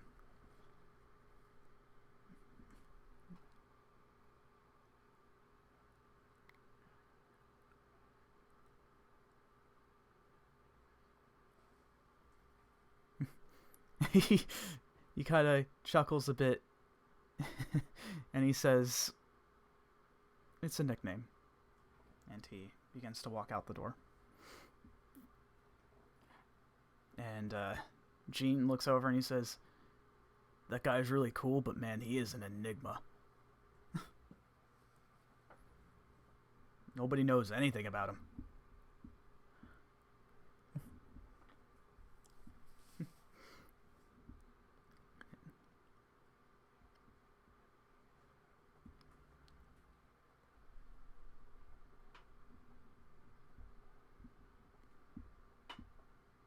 Yeah, no kidding. Like I said, I've known that guy for like 15 years. I only know him by that name. And it's not for lack of trying, either. Well, anyways, real quick before I get up on out of here, I think that Virtue Unlimited company, the record deal, you know, I think they're starting to be on the move again. I think they're starting to pick up talent around the country. I need to be careful because I think one of my old bandmates is starting to get into it.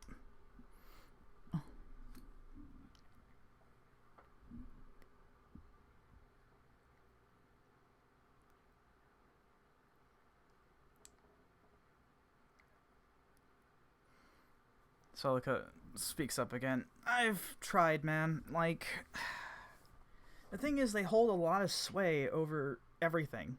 Like, they have their whole social media stuff, like, on point. And what is so unfathomable to me is that if you go online and take a look at some of the people who are associated with them when they go and do concerts, those fans are rabid.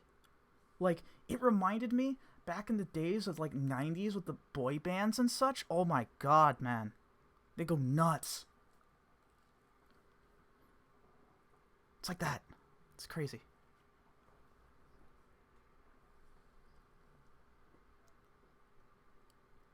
And she looks over at you, then Jean, then back at you, and she's like, who's Maria? What? Jean just says, it's long story. Oh, I am so sorry. Well, the good news is you got us now. So it's like probably better, I'd say, despite the fact that, what, is she like successful or something?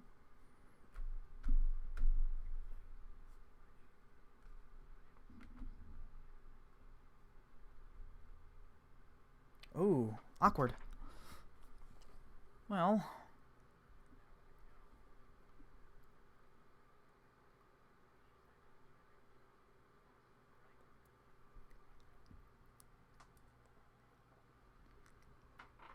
yeah, man, that's what happens to these guys. They sign away for the promise of money and fame.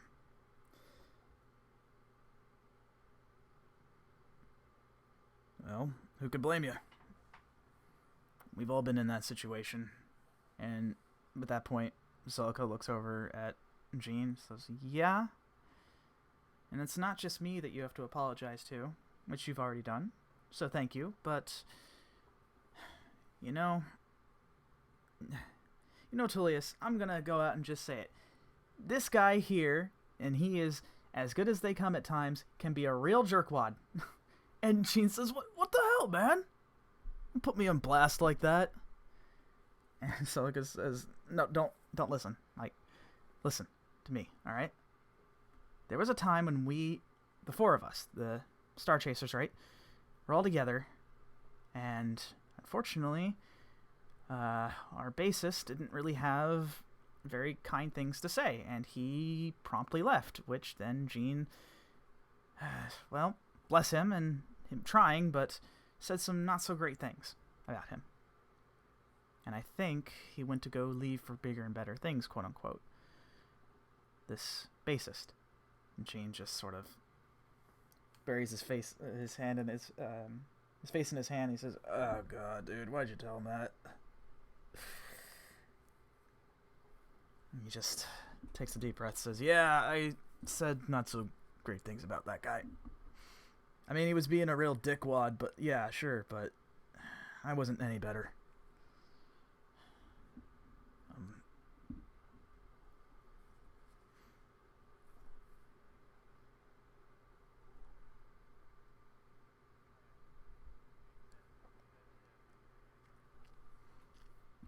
And Celica looks back at you and says, "Are you sure that's a bridge you wish to mend?"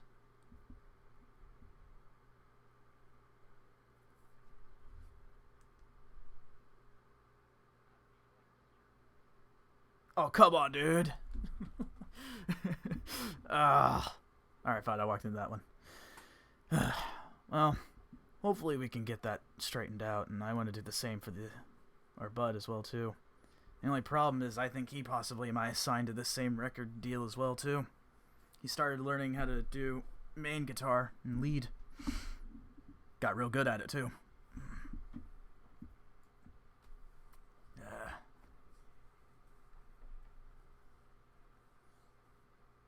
And Celica says, oh, I've already been working on it. Okay, I'll admit, I haven't really gotten anywhere, but we're getting somewhere. Just, it's like a snail's pace. Just bear with me.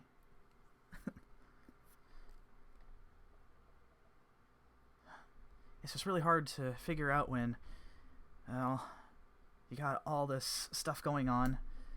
I think they might be having a music festival somewhere on the West Coast. I think Virtue might have their eyes set on it. They might be able to figure something out then.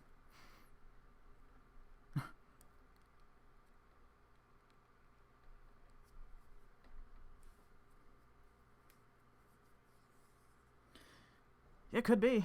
Minus all the people on drugs, but you know. Or maybe even better if you're that kind of guy. I don't know.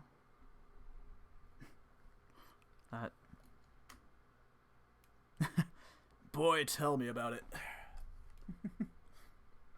Celica just looks at him. He's like, "What? Come on, man. That cat's out of the bag. All right." Look, I agree with Celica though. We really should keep an eye on this festival. Maybe we can get some answers there sometime. It's not happening for like another month though. Until then, we're just gonna have to bide our time and see if we can figure out anything else. Although, with how big this music fest is, $10 says that Seth's gonna be there.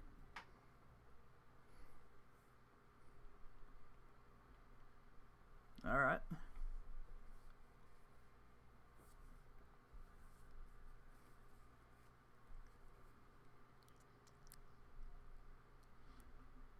Yeah, man, work on it. See if we can possibly crash that party like we did last time, huh?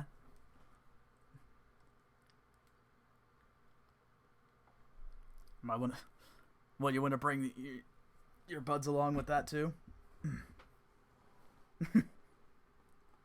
That.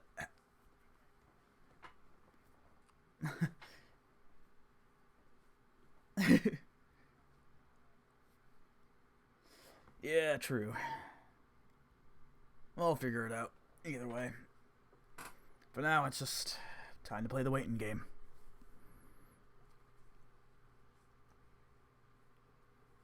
Well, thanks for coming by anyways and having to sit through Celica roasting my ass like as usual. And he looks back, he's like, "Do you really believe that Tears of Fears is overrated?" And she just rolls her eyes like, "No, I'm doing that just to piss you off. Come on, Gene, you know me better than that." And he's just like, "I knew it! Knew you were a liar." And with that, you say your goodbyes. And that'll be the end for the session for today. Oh boy, we got more coming up next week. I think we'll probably get to Alexander next. And then, yep, yeah, Alexander next. Probably both the twins, actually. Now that I think about it. Might be able to do both of them. Depending on how fast we can get through, I might be able to get to a third person. Like I said, Scream. Might do Jack after that, because his will be really simple and easy to go through. But yeah, man. This was a really nice episode, I feel. This was a nice session. I know that it was, like, not super what D&D is usually like, but, you know, no combat or anything, but the roleplay was fan-fucking-tastic, guys.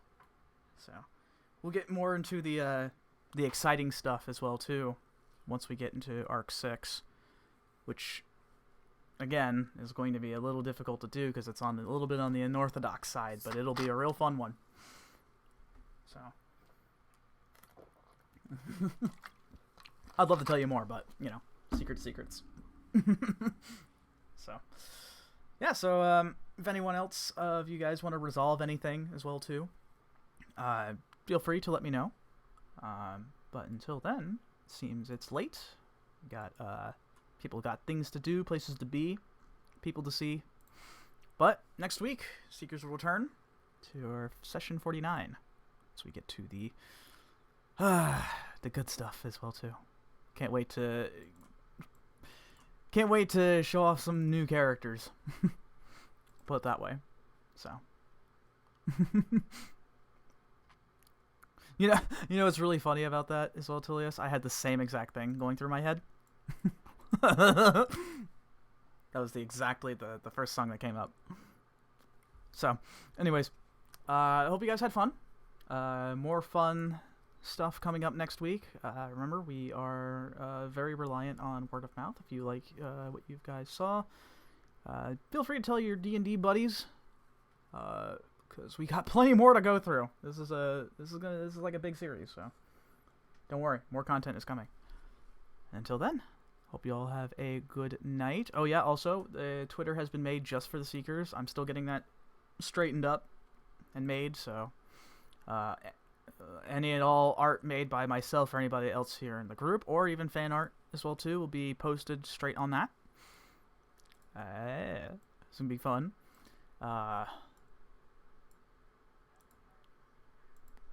You know it.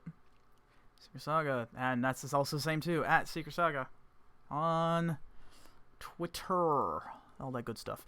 Anyways, yeah, man. You know, if you guys stuff you want to say about the campaign as well too, we'll be glad to talk it over. As well too, not only that, if you want to like suggest some magic items and whatnot, if it's well balanced enough, it might just show up on the show. So that's just something that I just thought about. That might actually be really fun. But anyways, I'm getting ahead of myself. Until then, next week, session 49. Be there, have some fun. Come join around with us. All right. It's late, so we'll catch you all guys next time. Have a good night. Bye-bye.